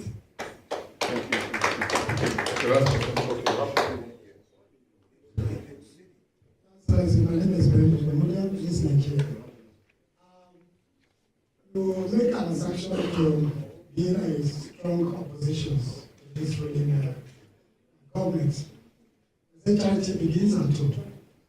First and foremost, I know that there's crisis in Labour Party. Even the German state there's a crisis in Edo. From what we have read so far and what we have seen so far, how do we intend to reconciliate everybody across the country so that they can have a viable opposition? Okay. I hope this is the last one. Yeah, the last one. The last one from the The last one from the air. My addition is that since you have exhausted all the legal means to reclaim the mandate, many of your supporters, the young Nigerians, they are tired, thinking that is it going to remain like this with the way the Supreme Court, the Court of Appeal, and the Tribunal has settled this situation. So many of them are drawing back. What advice will you give to them to reclaim that hope of a new Nigeria?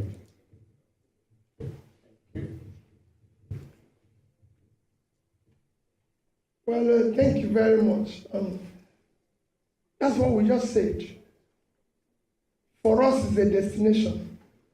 We're committed to where we're going, and nothing will stop that. That is our commitment. And the question before that, where is the man who asked the question before that? On issue of our party. The leadership of our party is not in question. Like it is in every system, especially these are the troubling things that is happening in Nigeria, where people are trying to bring in divisions in other people's houses. The Supreme Court has said those who are leadership of our party, and it's not based on judgment that is purchased or manipulated. It is based on the rule of law. That is this. This is what it is. And that will follow, and that will respect. And I assure you that in coming months, we will make the party stronger. We will build it. Those young people he's mentioned that are virtually tired and withdrawn, we'll re-energize them. We'll make sure that they walk down the road. We'll make sure that we carry them along to our destination. We are committed to it. Labour Party, the obedient movement, everybody will come out of this stronger, better, more committed to a new Nigeria. Thank you, sir. Thank you. Thank you very much, distinguished ladies and gentlemen, for your patience. Thank you.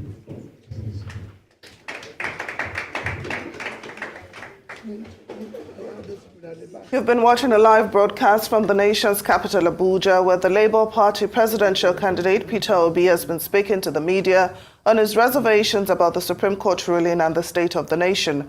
While criticizing the ruling of the Supreme Court, he also acknowledged that welfare of the judiciary is lacking while those in power live an ostentatious lifestyle. Peter Obi, who says all institutions in the country have broken down, promised to keep pushing for a new Nigeria as an opposition figure while calling for restructuring and a return to the party. We carry them along to our destination. We are committed to it. Labour Party, the obedient movement, everybody will come out of this stronger, better, more committed to a new Nigeria. Thank you, sir. Thank you. Thank you very much, distinguished ladies and gentlemen, for your patience. Thank you.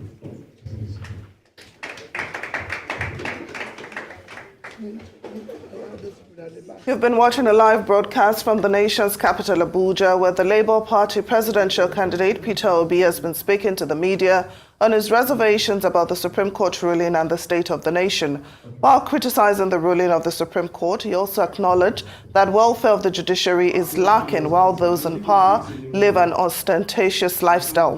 Peter Obi, who says all institutions in the country have broken down, promised to keep pushing for a new Nigeria as an opposition figure while calling for restructuring and a return to the parliamentary system of government. Yeah, and that was today's press conference. His Excellency Peter Obi, and we all heard him. Okay, on this evening, the verse, that he had a really interview with Arise TV. I love that he says it as it is. No holding back. As it is. Look, Nigeria, the ball is in our court. The ball is in our court. We have to take it back. Nigeria is now or never. I love that song by Sono Koso. Nigeria is now or never. Whether we lose it, whether we win it, or we lose it forever. Either we lose it, either we win it, or we lose it forever. This is the time right now, man. Yes, Supreme Court has failed the people woefully. They used to say Supreme Court is the highest, it's the highest hope of the common man. But man, it's just they frustrate the common man. That is the truth. And we are Nigerians, I don't really get it. Seriously. They don't, they don't, they don't, they are used to bearing suffering. Not for how long, man? For how long we continue to live like that? Enough is enough. We have to take Nigeria back. I will play the interview of Amendati with Arise TV this evening. He has said it that the power belongs to the people. It's now left for the people. It's now left for the people. Guys, let's help our country. Let's help our people. Let's help the people that are defenseless. We have the nation is over 200 million in population. Not just the few rascals that are doing as they are doing what they like, and it's just those in diaspora, we like diaspora, we think it's not, most of us think it's not really our business. But man, it's our business. And those people on ground in Nigeria, we really need to sit up and we need to do something, man. Uh, People are suffering.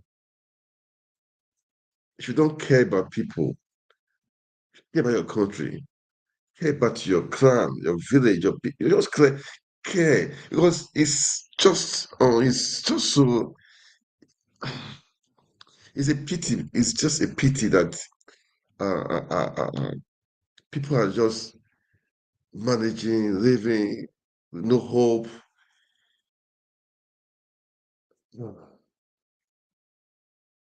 It's I don't know. It makes me annoying. It makes it. At times when you watch that video of Toby, you see person with passion. These are people with plans of how to take out people from poverty. This government, they have no plan for you. They are thinking of buying SUV, having yachts, buying SUVs for the first lady office. That's what they are interested in. Looting and looting. And these monies are borrowed money. Some are some not even borrowed. They pay on credit, hoping that they will pay with something, with crude oil in later day. It's pathetic. They are storing. They are storing. It's like they are storing debt for the children, for the future generation. Let me tell you one thing. They say the youth owes tomorrow, or the youth are the death of tomorrow. No, it's not tomorrow. The youth are the death of now. We want it now. Look, These guys have been in power. They've been there for the past four. If you look at all of them, they've been in Senate, from Senate to governor, governor to Senate. They've been there in Senate. Then from there to minister. They've been there for good years. So where would the youth now enter? Now, youth is no longer for tomorrow. Youth now, the leaders of now. Youth, Nigerians, I don't know how to say it. We need to wake up. We need to wake up and change the system. Buhari and the rest, they were Minister of Petroleum when he was 20s. Governor when he was, I think, 30s. Most of this generation now from taking over affairs, what stops us? Must we be bowing to all these people? Must you be servant or a slave forever? How long are you going to live this life? That you just want to be be dobale, be worshiping people. This is annoying, man. It's just annoying. Let me play the video of Daddy. When you watch the video of Daddy, and if you don't have a rating, if you don't want to take your country back on your own, that means you need deliverance. I don't know who will deliver you. You need heavy, big deliverance. If you watch the video of Daddy and you still remain the same, you still be hoping for 2017, 2027. That means, man, you don't care for yourself. You don't care for the life of your children. You don't care for the world you live in. You don't want to. You don't care. But that means, even if you're a beneficiary of what is happening, the corrupt system, the illegality, you have to sit down to think. Life, power comes and go. What I what will your legacy? What are you going to leave behind for your children, for the children unborn? Is it houses? Is it mansions? Still, built with. I'm not against all those stuff, man. Okay, it's nice, but built with stolen money. You should be proud that there is healthcare. You built a healthcare. You built schools for people in your village. This is what should be your pride. What you should be thinking. Okay, this is what I will do. I may have a foundation. Have scholarship, helping people. This is what to be thinking about. But some people, they just, I don't know, steal the money and they think that is just that is all that is all about. But anyway, if you watch the interview with Arise TV, Daddy, you are still um you are still saying, okay, let's wait 2027. I'm sorry for you, man. I pity for you. And those people, look, this is not about a party right now. It's not about a Labour Party, it's not about PDP or APC, PDP. No, it's about taking our country back. It's about doing the right thing. It's about having everybody have food on their table, about having good infrastructure, about having good education, about having good health sector. That is having good governance, irrespective of who you are, from irrespective of your tribe or religion. This is what we are saying. This is what we want to. This is what we are saying. This is what we are preaching. Not having a government of irregularity. You came in there through irregularity, through rigging. Oh my God! Oh, thank God that he didn't say congratulations to him, because you don't deserve it. You stole the rights of the people. You stole the rights of the people, so you don't deserve to be congratulated. And if he had done that, well, thank God he didn't do that. Thank God he didn't do that. And man, at times I sit down trying to, I just wish people really understand what's happening. This all these politicians, they don't have the interest of the people at heart.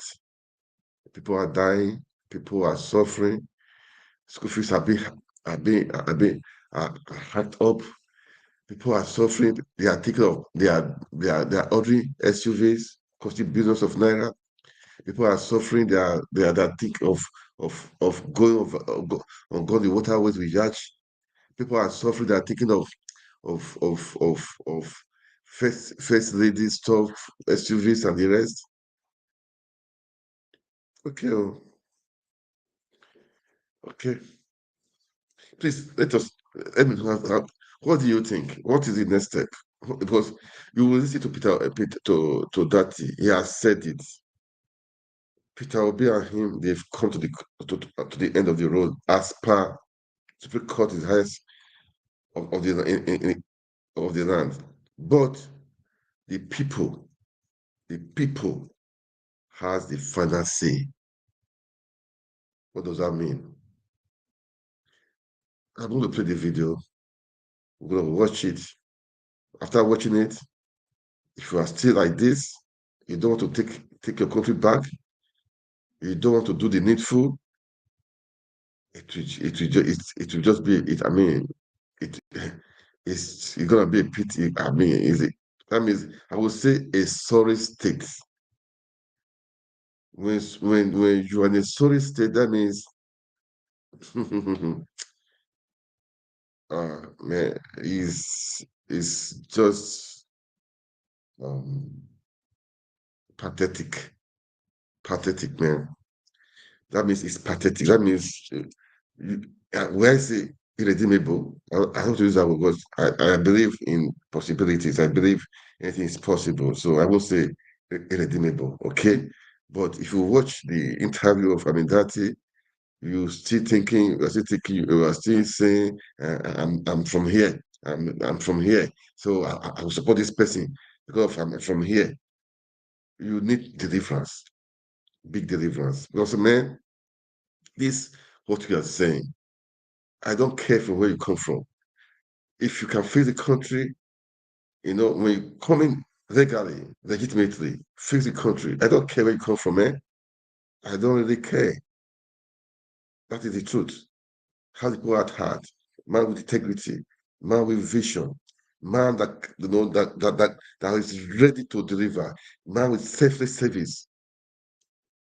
That's what we're talking about. That's what we're taking. That's what we're saying. That is why the Dirty and Peter Obi, the tag team was suit for Nigeria. Was suit for Nigeria. And I thank God for all the youth, all the obedience, how they came out to vote. Despite the threat, despite what happened, they came out. But the bar system, the system of criminality disappointed them, disappointed the youth. Now they go back to that share. Guys, we need to wake up. Don't go back to your share. You are a winner. Winners don't quit. Winners don't quit, and quitters don't win. You are a winner. Don't quit. Don't quit. Now is the time. Now is the time we take the country back. Now is the time, man. And Nigeria is blessed. We're so blessed. Really blessed, man. Blessed. Naturally, human resources abound everywhere in all sectors. So nothing can hold our country back. Nothing can stop us. Let's listen to Tati is interview with Arise TV this night after the World Press Conference. So we had the interview with with Arise TV. Okay, so let's listen to him. As I said, if you listen to him and oh God, taking our country back, making Nigeria work again. That is the thing. All right, guys, let's listen. But as you watch, please kindly share, make comments. What do you think, man? What do you think? That's what I say. What do you think? What do you think we are going to do? I'm not against anybody, man, but I believe in doing things. Have I mean, um, doing things according to how it's supposed to be constitutionally. Okay, no regulation, no killings, no using of MC Romo and his cause and the rest of regulation to threaten people. We don't do that. We don't do that. Let's play this video, guys. Like, please, like the video, share, and make comments, all right? Let's watch.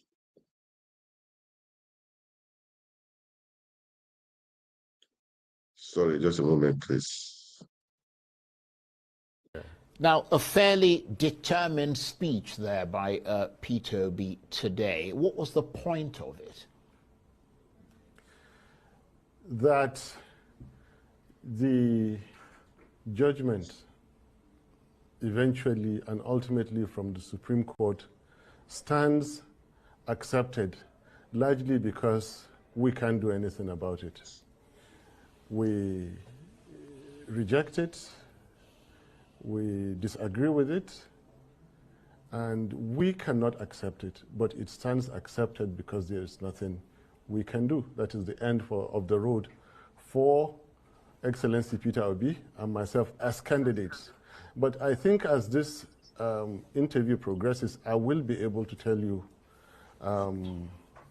another point of view. And if I may just begin now, I'm not here to tell Nigerians that oil was discovered and we forgot about agriculture, or that there is unemployment leading to insecurity. I'm here to, for the sake of my country, say things that matter. I'm not here to regurgitate. I'm here to rescue Nigeria.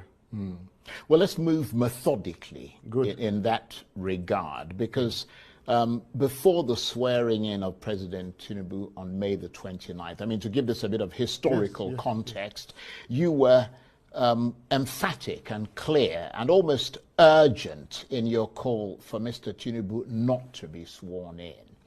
What were your fears and concerns? Because he's obviously been sworn in and the world hasn't come to an end, has it? Nigeria may come to an end if the world doesn't come to an end. But very valid question. I feared for Tinubu himself, for himself, from himself. I feared for the reputation of Nigeria. You see, the international profile of global leaders has risen astronomically, to the extent that royals even discipline their own. Look at the profiles of gentlemen like Xi Jinping of China, all across the world. All of a sudden, we were faced with the dilemma of having to present to the world who our own president to be was. And I was one of those who knew that the answers were not good. The whole country would be put to shame. The last time I spoke, I nearly brought Tinubu's ambition to a screeching halt. This is evident by the events that followed immediately afterwards. One minister wrote the DSS on his company stationery. I don't know how that is possible. And another minister, skipped ECOWAS, skipped AU, and went all the way to Washington to report me. And Nobel laureate, a very, very senior citizen, inviting me to a national debate. And I'm not that smart enough, even though my dear good friend Chimamanda acted on my behalf. And then DSS coming out a week later, under duress, of course, you could see, to do the bidding of that minister. This shows they were scared. My simple point was that no constitution or any part thereof shall be breached in order to install a president. And if that is done, that presidency will remain unconstitutional. And I remain on this point. I pointedly say he must not be sworn in. They have gone ahead to do it. It is not the first time. Out of 16 heads of state stroke presidents of Nigeria, 9 were not elected. 7 were, out of that 7, 1 still part thereof shall be breached in order to install a president. And if that is done, that presidency will remain unconstitutional. And I remain on this point. I pointedly say he must not be sworn in. They have gone ahead to do it. It is not the first time. Out of 16 heads of state stroke presidents of Nigeria, 9 were not elected. 7 were, out of that 7, 1 still remains challenged, Alhaji Tinubu. Challenged. And that is because of the constitutional breach. Now, my attitude from day one was that, based on experiences, let's forget anything electoral. I know the system deeply.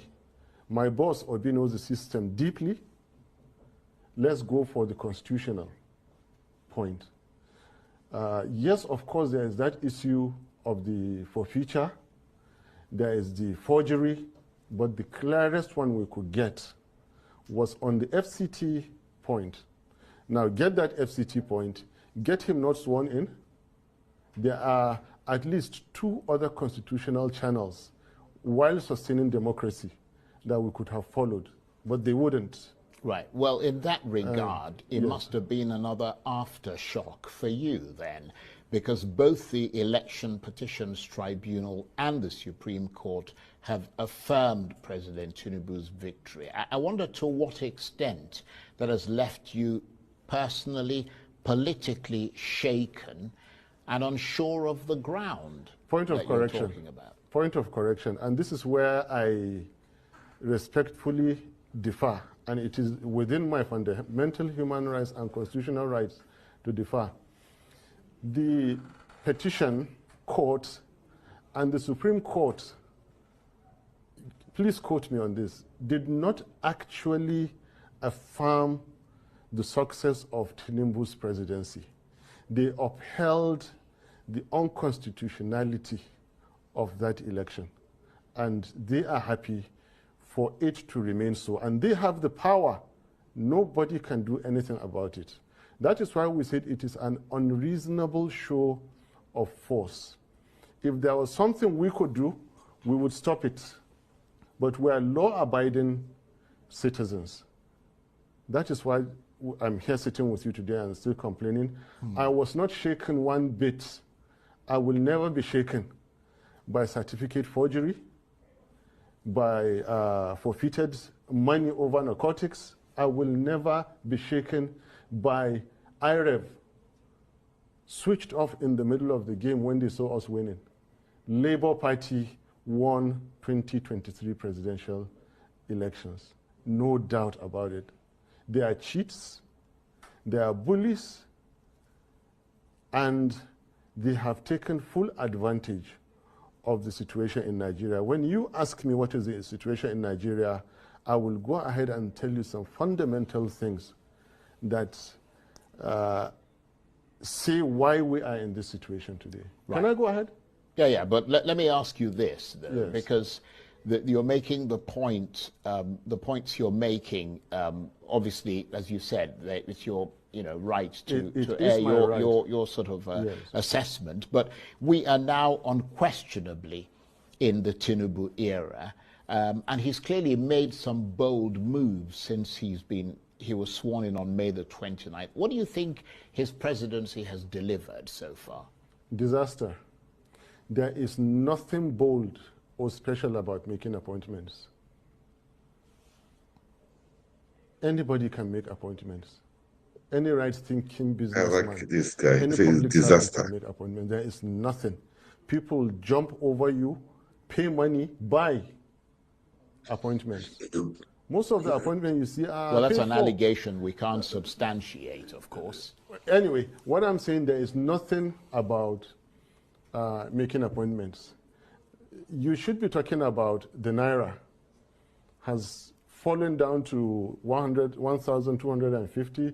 You should be speaking about 26 Nigerian soldiers that were killed in neighboring Niger State, something that has never happened in all Nigerian military missions throughout Africa. Nigerian military are dreaded because they are good, they are professional, yet in our backyard they kill our soldiers under Tinubu. What is bold in having your soldiers being killed? To rub it in, they followed with killing another 8 soldiers. To rub it in, villages, almost on daily basis, that is the news, everywhere in Nigeria. This man has delivered nothing and is poised to deliver nothing. Well, they have not moved an inch Nigeria from consumption and waste to production, and they will not do it. They will not stop the killings and start the healing. Well, they will not stop the stealing and start the keeping. And they will not stop slide of Nigeria, and they cannot start the climb. Well, I mean, the international community, certainly some in the international community, would beg to differ with your assessment, because I wonder what your reaction is to the latest Fitch international ratings agency, which is hugely respected across the world, and that is the front page of this day newspaper today. Fitch has rated Nigeria's credit worthiness as stable. It's given it a B-. I mean, surely that suggests that international confidence, and it did actually say that, in the Tinubu government is growing. Well, can I just make the point? Even though, in fairness to some of the points that you're making, according to Fitch, that rating is constrained by what they described as weak governance, low non-oil revenue, security challenges, which you talked about, high inflation, low forex reserves, and weakness in the exchange rate framework. Nevertheless, for somebody who just started in office about 5-6 months ago, to have that kind of rating from... I have a lot to say. Yeah, go ahead. To have that kind of rating is pretty impressive, isn't it? Charles, it would have been more productive if you listen to Nigerians on the streets. More productive if you go into the villages and find out from those whose families are abducted. Find out from average Nigerian worker when they go to buy foodstuff in the market. Not Fitch. Fitch don't know you. They don't know Nigerians. They don't know. Look, I live on statistics. I eat, I sleep statistics. So does Obi. We create statistics. Yeah, really. But Fitch are the people who give... Are you forgetting... Who impress the international community to bring their investment into this country? Are you forgetting the likes of Fitch and those rating agencies are those who were largely responsible for the 2008-9 financial crisis? But look, let's not go into those lines. Let's come back to Nigeria. All I'm telling you, you're looking the wrong way. If you want to know what's happening in Nigeria, come to us in Nigeria and don't read those statistics because they are misleading. They always speak about growth. It's not growth actually that matters, those figures that give you, because there is nothing as misleading as far as welfare is concerned as growth. The stethoscope you use in measuring the heartbeat of an elephant, for example, China, cannot be the same one you use to measure the heartbeat of a rat. Smaller countries, I won't call any country a rat. Do you understand? Leave that aside. Let's come back to Nigeria and speak about what is happening in our streets, in our villages, in our markets. These people have not done any bold step. The only bold thing they did was to shut down IREV. The only bold thing they did was to misapply force on the weak Nigerian institutions that we have. Now, ask this question. For someone that has been playing God, in quotes, for such a long time like Alhaji Tinubu, and it is time for a mortal, like maybe Obi, or somebody to put him in his right place. for someone who has wielded so much power in a country like Nigeria, where is that power in the last 6 months for them to apply in our welfare and our security? They cannot do it. They are in power for themselves, for their ego, for their wealth, for their comfort, for their own considerations, not for Nigeria. We are pained about every soul that is killed, that is abducted and killed. We are pained by every naira that is paid as ransom. And we are committed to stopping that. And stopping we will. And I'm telling you, give these people... as a member of the opposition? Stopping we will whenever we get the power to do this. So between now... yeah, sorry, let me finish. Mm-hmm. Where is the power? The same kind of power they used in getting Mahmoud Yakubu 4 a.m. to declare them against the provisions of the Constitution. Where is that power? To prop up the exchange rate of Naira, to stop the killings. They don't have it and they will not do it. Well, you did say that you wanted to move forward because yes. Obviously we've established the fact that the election is over. You have grievances against the results, but he's been affirmed by the Supreme Court. You said methodical. Let's now be methodical. What I want to tell you is that the big picture, we say democracy is government. Well, let me just go. Democracy is not government of the people, for the people, by the people.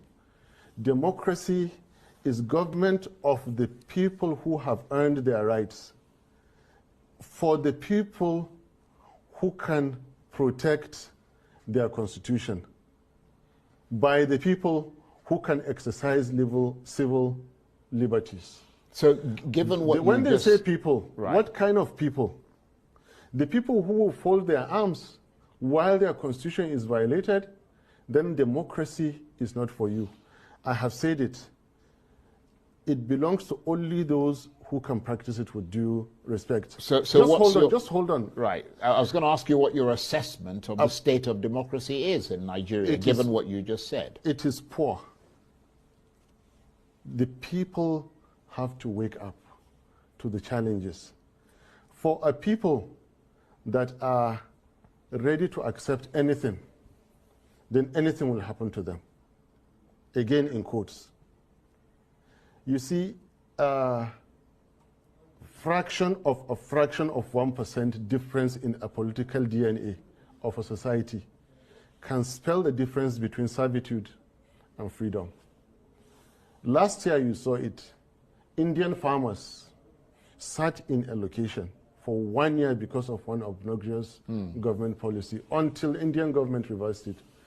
Before the war in Israel, Israelis were in the street for 16 weeks, counting. You can count so many other countries. Nigerians are not yet ready to do this.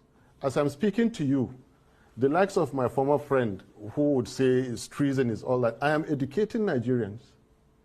Rise up for your rights. No justice of Supreme Court will give you democracy. Yeah, you have to go out. But they're not going to be able to reverse that, are they? They will. I mean, they Nigerians, can't. This is constitutionally. No. Constitutional and legal, and this is where I differ. With all modesty, okay, I don't mind being alone on this, but I know I'm not breaking any law, and I have never had a criminal record. So what are you actually calling on the people to do? I'm trying to understand what you're saying. I'm getting to that. Sure. Just that we're running out of time. So I'm saying that, and again, this is instructive. I'm saying that we, the people that stood to form the Nigerian Constitution today, it is not over. For we, the people, power is that which remains standing when there is nothing to oppose it. A leader is he who remains followed when there is nobody to challenge. Authority is that which is implemented when there is nothing to stop it. They have the leaders in place now with wielding authority with political power. But power and sovereignty belongs to the Nigerian people, we the people, on whose behalf an elected government is exercising that authority. Now, where the people are dissatisfied with the rulings of their courts, they own Nigeria. Alhaji Tinubu does not own Nigeria. Peter Obi does not own Nigeria. Yeah, but the Nigerians on the streets own Nigeria. But the and APC, listen, I'm getting to the point. The you APC would argue that you don't own Nigeria either. That you have a portion of the electorate that voted for you. I'm not telling you it is not over. I'm telling you it is not over. For Peter Obi and me, it is over. For we, the people, the Nigerian people, at any point in time, they can take back Nigeria. Especially where their constitution has been violated. Especially where all that the Supreme Court ended up doing was to sustain the unconstitutionality of a certain election. Let me come in here, because between now and 2027, which is when the next presidential election is due, how do you think things will play out? And what role do you see yourself and Peter Obi and the Labour Party playing in that? When the Nigerian people rise to defend their constitution, anything can happen. And well, that sounds quite a bit worryingly frightening. We are in a worryingly frightening situation. I told you I'm not here to repeat what you've been hearing. And I was prepared to come here. I have never had a criminal record. I love my peace. And I'm repeating that when the Nigerian people decide, Nigeria is theirs for the taking. And any fraudulently elected government, is fair game for them. Nigerian people have the right, the constitutional right. As we speak now, DSS can go and interpret. They have lawyers there, police, IG, and they can go and interpret. The Nigerian people have that power, not Obi or Atiku or anybody. Nigerian people have the power at any point in time to take their country. All they have to do, not even seek approval. They give notice. It's interesting. And listen, you turn away the barrel of your guns, away from the Nigerian people, and point them at the enemies of Nigeria. This country belongs to Nigerians. Well, you've made that point. When Nigerians decide, but if they want to practice democracy, they will take this country. It has happened before. The military decided, they took Nigeria for so long, they fixed Nigeria and handed it back. Now, whoever thinks that the Supreme Court will give democracy from any courtroom, the way it appears now is mistaken. It's interesting. Nigerians have to go out. You've made that point. Nigerians have to go out and democracy. And this is not a treasonable comment. I am not a careless person. I have never. So you thought the things you're saying through. I thought it through very well. Well, this is the Constitution is made by Nigerian people. The Supreme Court is a sub of one chapter that the Nigerian people constitutionally came out that we the people, and the same constitution says that no person or groups of persons shall take over the governance of Nigeria or any part thereof except as prescribed by this constitution. And go and read the constitution of Nigeria. The serving Alhaji Tinubu Malam Shetima government breaches the Nigerian constitution. Okay, can I come in here for a minute? Yes. Because you mentioned Kashim Shettima. Your brother, the spokesman of the Northern Elders Forum, Hakeem Baba Ahmed, is of course now serving as a special advisor on political matters to the Vice President Kashim Shettima, which means that he might have to help Mr. Shettima to devise a strategy for dealing with political opponents such as yourself, his brother. Does that rub you up the wrong way, given all the things you've just said about that government? Your own brother is now working for them? Charles, I am after the government. I'm not after appointment. I am after the president and the vice president who were fraudulently elected, unconstitutionally elected. I cannot come down to speak about any appointment. He is by far my senior brother, so there's no way to say he's an adult or he has his own rights or his own life to live. Our politics are completely detached. And in fact, it is his boss I know, not him. And his boss, since you brought this question, he is not exactly a responsible gentleman. With all the things they've been doing, now you brought up this issue, I didn't want to talk about it. You see, they attempted something on my safety, on my security, and I was able to find out 10 minutes to time. And God's so kind, I was able to avoid. They tried any appointment. He is by far my senior brother, so there's no way to say he's an adult or he has his own rights or his own life to live. Our politics are completely detached. And in fact, it is his boss I know, not him. And his boss, since you brought this question, he is not exactly a responsible gentleman. With all the things they've been doing, now you brought up this issue, I didn't want to talk about it. You see, they attempted something on my safety, on my security, and I was able to find out 10 minutes to time. And God's so kind, I was able to avoid. They tried to get me into one of those yellow houses down the road, get people to come and arrest me there, and use that to rig the judgment.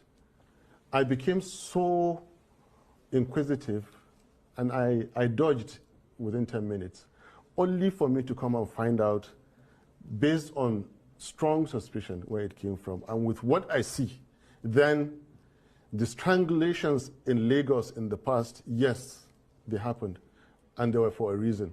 The people gunned down in Borno State, it happened, and yes, it was for a reason.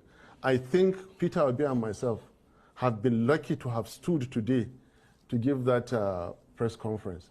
So the least, taking my senior brother to give him an appointment, is the least of my worries. I am not worried about any appointment. Right. Well, let me bring in another. If he likes, he can go and take the entire Baba Ahmeds and give them ministers. I don't mind. Well, let me try. I will still. You'll still stand by the things you say. It is an unconstitutionally which is Supreme impressive Court that you stand firmly by your beliefs. Yes. But you were called fascist by the Nobel laureate Professor Wole Soyinka because you and Peter Obi claimed you had won the election. He used those words. He accused you of trying to force a lie on the Nigerian people. How much did that broadside affect you, coming from someone with such a stature as Wole Soyinka? Please, I respect him too much, and I have more important issues to discuss.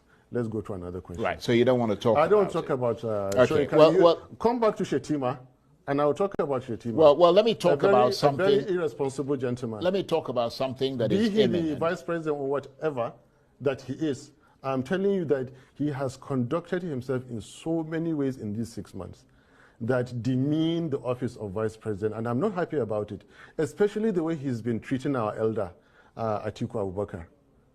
For God's sake, Atiku Abubakar is getting to 80. He is by no measure of imagination Shetima's mate. How can Shetima come out and say that the Kanuris crack jokes with Fulanis, therefore he's going to retire him to Dubai or Morocco? And these are very personal issues. What kind of an irresponsible statement is that to make? Well, I am not privy to having said that. For him, I am, and it is true. And obviously, the vice president's office. So what I'm saying is that leave Soyinka out. Yeah. Bring who matters to me, like Shetima. Bring Alhaji Tinubu. Look, even Tinubu, I have much respect for Tinubu. You heard Shawari criticizing me for me calling Tinubu uncle. I call him Uncle. I said, you saw the picture that I went to greet him in the mosque, and they said that I went to plead. No, it's just respect. But the fact that I respect his age doesn't mean that I will not call him a drug dealer. Yeah, well, or a certificate forger. Well, I don't think you should call him those things unless you have I will. That is why I said do not evidence and swear him in. Yeah, the evidence is there. Yeah, but can I just make the point that on Arise News, they have a right to reply to the things that you said. One of them will come tomorrow. And we're giving them that. One of them will come tomorrow. Let them come and say that. We're giving them that right. Let them come and say that he didn't forfeit $460,000. Well, let them come and say that the I want to tackle you. I want to bring up issues, and I don't mean to interrupt you. My apologies, but I want to deal with issues because we've got about 5 minutes or so left. I want to deal with issues that are upcoming because you did say at the outset you wanted to move forward. Off-season elections are, of course, due on November the 11th in 3 states, Kogi, Bayelsa, and Imo. The Inspector General of Police has just redeployed the Commissioner of Police. That's not my line. Leave in it. Imo. I don't have any answer for you. That's not my line. Right, because I was going to ask you, is it, I mean, we saw, for example, to assess the chances of the Labour Party there. That's not my line. Come back to the substance of democracy, of what the Fourth Republic has done. You know, we all have our specialities in this game that we do. I don't know about those elections. Yeah, but you're the vice presidential candidate of the party. And the more your party gains political traction, speak to me on the more it is good for you. I know, speak to me where I have strength on. That one is for the party chairman and His Excellency, my boss, Peter Obi. They can handle that, but come back to the issue of constitutional breach. Come back to the issue of the rights of the Nigerian people. Come back to the fact that I keep telling you, it is not over. If the Nigerian people decide to rise, they will reclaim Nigeria. The Europeans came, there was no constitution, and they had power. They colonized Africa. So power is when you have the power to do and nobody can say. Now, Nigerians can take this power because their constitution has been breached. Right. That constitution is their own. They had faith. Right. Nigerians had faith. I think you've made that point over and over again. Right. We've got about 3 minutes left. Yes. What is your next move?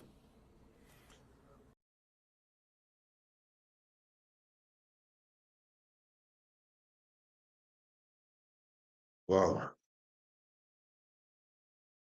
Wow. That was the interview today. I was expecting it to, that was just about 2 minutes to the end anyway. So, I mean, it was a full video. You can see it was a really full video, man. Look, you've watched this video. You've listened to what His Excellency said. Peter Obi said during the world conference. And listen to that here, what he said. We have to take our country back. It's plain and clear. You don't need to hear any other thing again. You don't need a soothsayer again. You don't need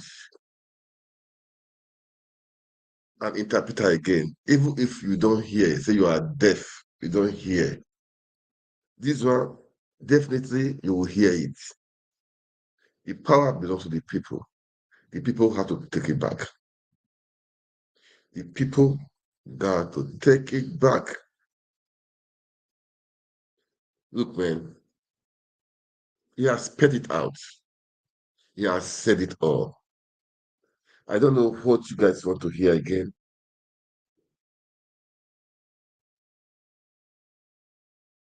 We should not condone irregularity. For how long should we be living like that? We should not condone illegality. Nigeria is blessed. Nigeria is blessed. Nigeria is blessed. He has said it. No censorship. He has said it plain and clear. Supreme Court has failed the people. Number one, INEC failed the people. From there, Supreme Court failed the people. Now, Nigeria, the power belongs to you. The people owns the power. They have the right to take anything back they want to take back. That's what I have to say. You've heard me. I will make this rebroadcast again. I'm going to do it, this rebroadcast. I want it to sink to everybody's ear. First of all, I played the President Obi's press conference. The press conference, you heard it, what he said. After that, I played Dati. Dati, you heard what he said. Nigerians are used to bearing, suffering, complaining in silence. Complain out. Complain out. Stop complaining inside. Stop killing yourself. Stop. People are jumping to the lagoon. People are hurting themselves. People are suffering. School fees are being hiked. And meanwhile, the salary is the same. The jobs for people, they are silent. People are stealing money. They are buying SUV. They are talking of yacht. They are talking of first lady SUVs. They are talking of of senators and reps having SUVs for what? Yes, they say it's official car.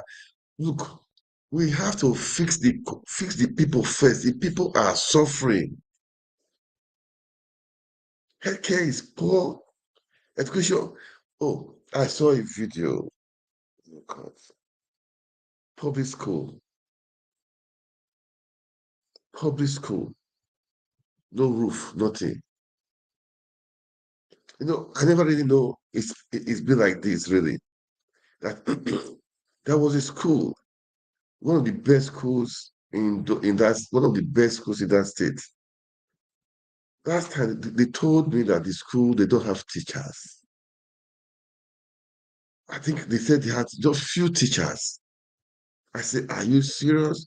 Class one, those days class one. That time, okay, they have class one to class five. Now before the JSS stuff and SS stuff, we used to have maybe one to E or to F, then two to E or F. We class different teachers. Now they don't have that. One guy will be teaching physics, teaching chemistry, teaching mathematics. I said, are you serious? I was just thinking, I said, this can't be true. And this is one of the schools that was one of the best schools there. So I don't wonder those other schools, what would be right now the outcome right now. I just wonder now. And this is what they don't care. This is that they don't care. They allow the private institution to take over everywhere. I'm not against that, man, which is very good to supplement their education. But the school fees for the people that don't have the money, how can they pay it?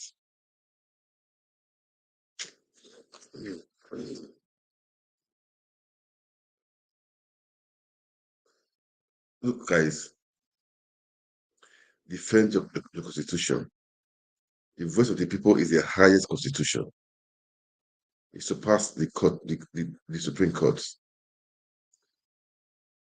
If the country is doing well, it depends on you. If the country is doing bad, it depends on you.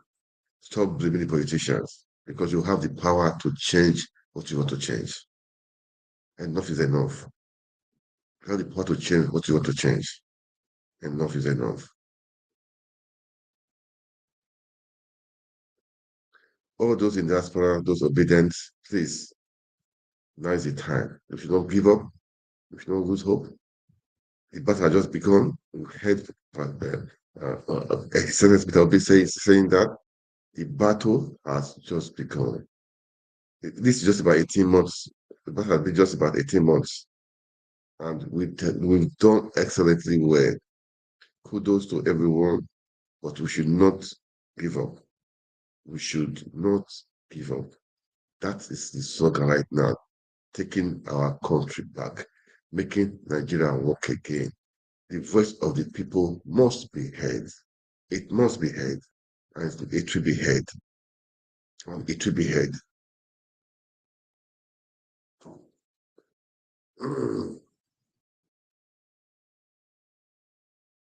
Well,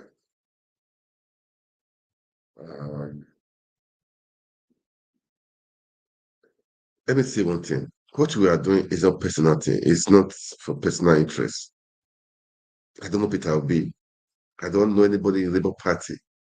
I don't care to. I don't want to know those people. I don't really. For me, I don't belong to any of. I don't. I don't know. What was? It's not for personal interest. Don't know that somebody will say tomorrow. No, we want the goodness of our country. We want our country to prosper. We want the people to. We want the best for our country. That's what we are. That's what we are. That's what we are doing. This. We have people on Twitter talking, speaking. They just want the best. They want people to know the truth. They want people that are suffering to come out of that poverty, out of that slavery, out of that bondage. They should not, they should stop worshiping people. They should respect, they should come out of that share. They should be themselves. You have something inside you, something God has deposited inside of you to make you great. Bring it out. Stop begging all these politicians. Bring it out. You can be the senator. You can be the House of Rep. You can be the House of Assembly. You can be the councillor. You can be the chairman. You can be the governor. You can be the president. You can do it, man. Don't think you don't have the resources. Everything is inside of you. Everything is inside of you. Just you also to do, just break it out. Believe it, just believe. You can make it happen. Break out that fire in you, man. Change situation, change things, change the country, change things, change the system around you. You've suffered for too long. Come on. You suffer for too long. You suffer for too long. Enough is enough. Enough is enough.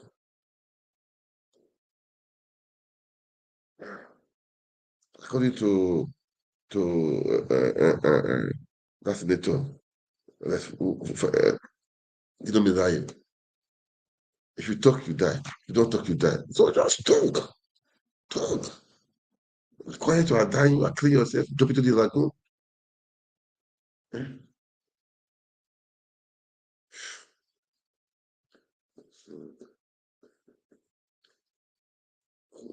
That Nigeria is so funny.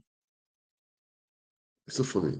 Okay, now, last time in Enugu State, the court declared that Peter Umba had no case to answer, that is free, no shaking, all the petition against him.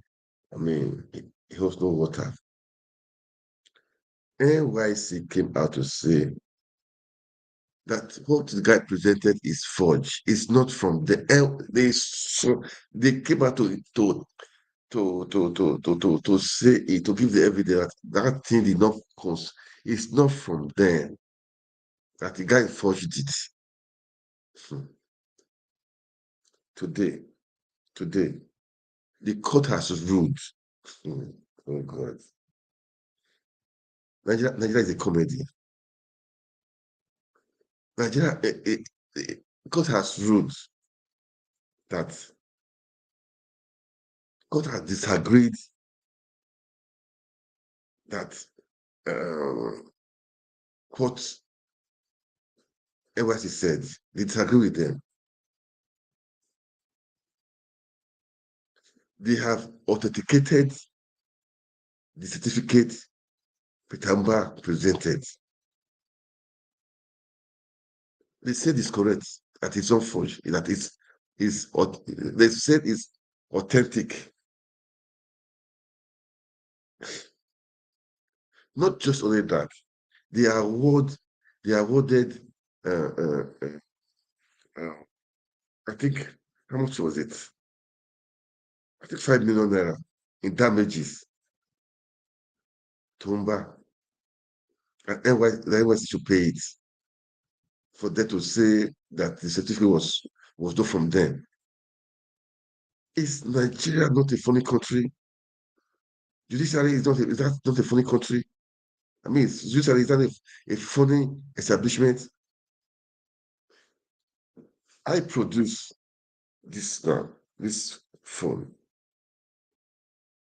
Somebody said, I produce iPhone. Somebody brought an iPhone. They called me. I said, this iPhone you brought is not from me. I didn't do this iPhone. Then you, the judge, that said that I'm lying. That I am lying. I should pay fine for saying that thing was forged. It's me that it's from my office. It's me that I own it. I see this one. It's not. I did not do this iPhone. This I know my iPhone. I do. You are saying I'm lying. Nigeria, God help Nigeria, man. God help Nigeria. Nigeria, God help Nigeria. I don't know what to say, but the power is in our hand, guys. You out there, take your country back. Take your country back. I mean, that has said it all. He has said it. Judiciary has failed. INEC has failed. Now, Nigerians, don't fail yourself. Don't fail your children. Don't fail the people yet unborn. You have to take your country back. A word is enough for the wise. With this, I'll call it a day. God bless you. God bless Nigeria. Definitely, I will make a broadcast of this. I want you to like, share, make comments. What do we do next? What is the next step? What do we do next? We have to take our country back. They have said it all. They have come to the climax. Supreme Court has ruled. We don't trust. They failed. They have failed. They have failed. But the power belongs to the people. It's in the Constitution. The power belongs to the people. What are you going to do? What? Make your comment, okay? I want to see comments. I want to see comments before tomorrow evening. I want to see a lot of comments. What are we going to do? What do you think you can do? That is it. Make the comments and let's make it work. We have to make it work. All right? All right, guys. I will go right now. So that's it for today. God bless you. God bless Nigeria.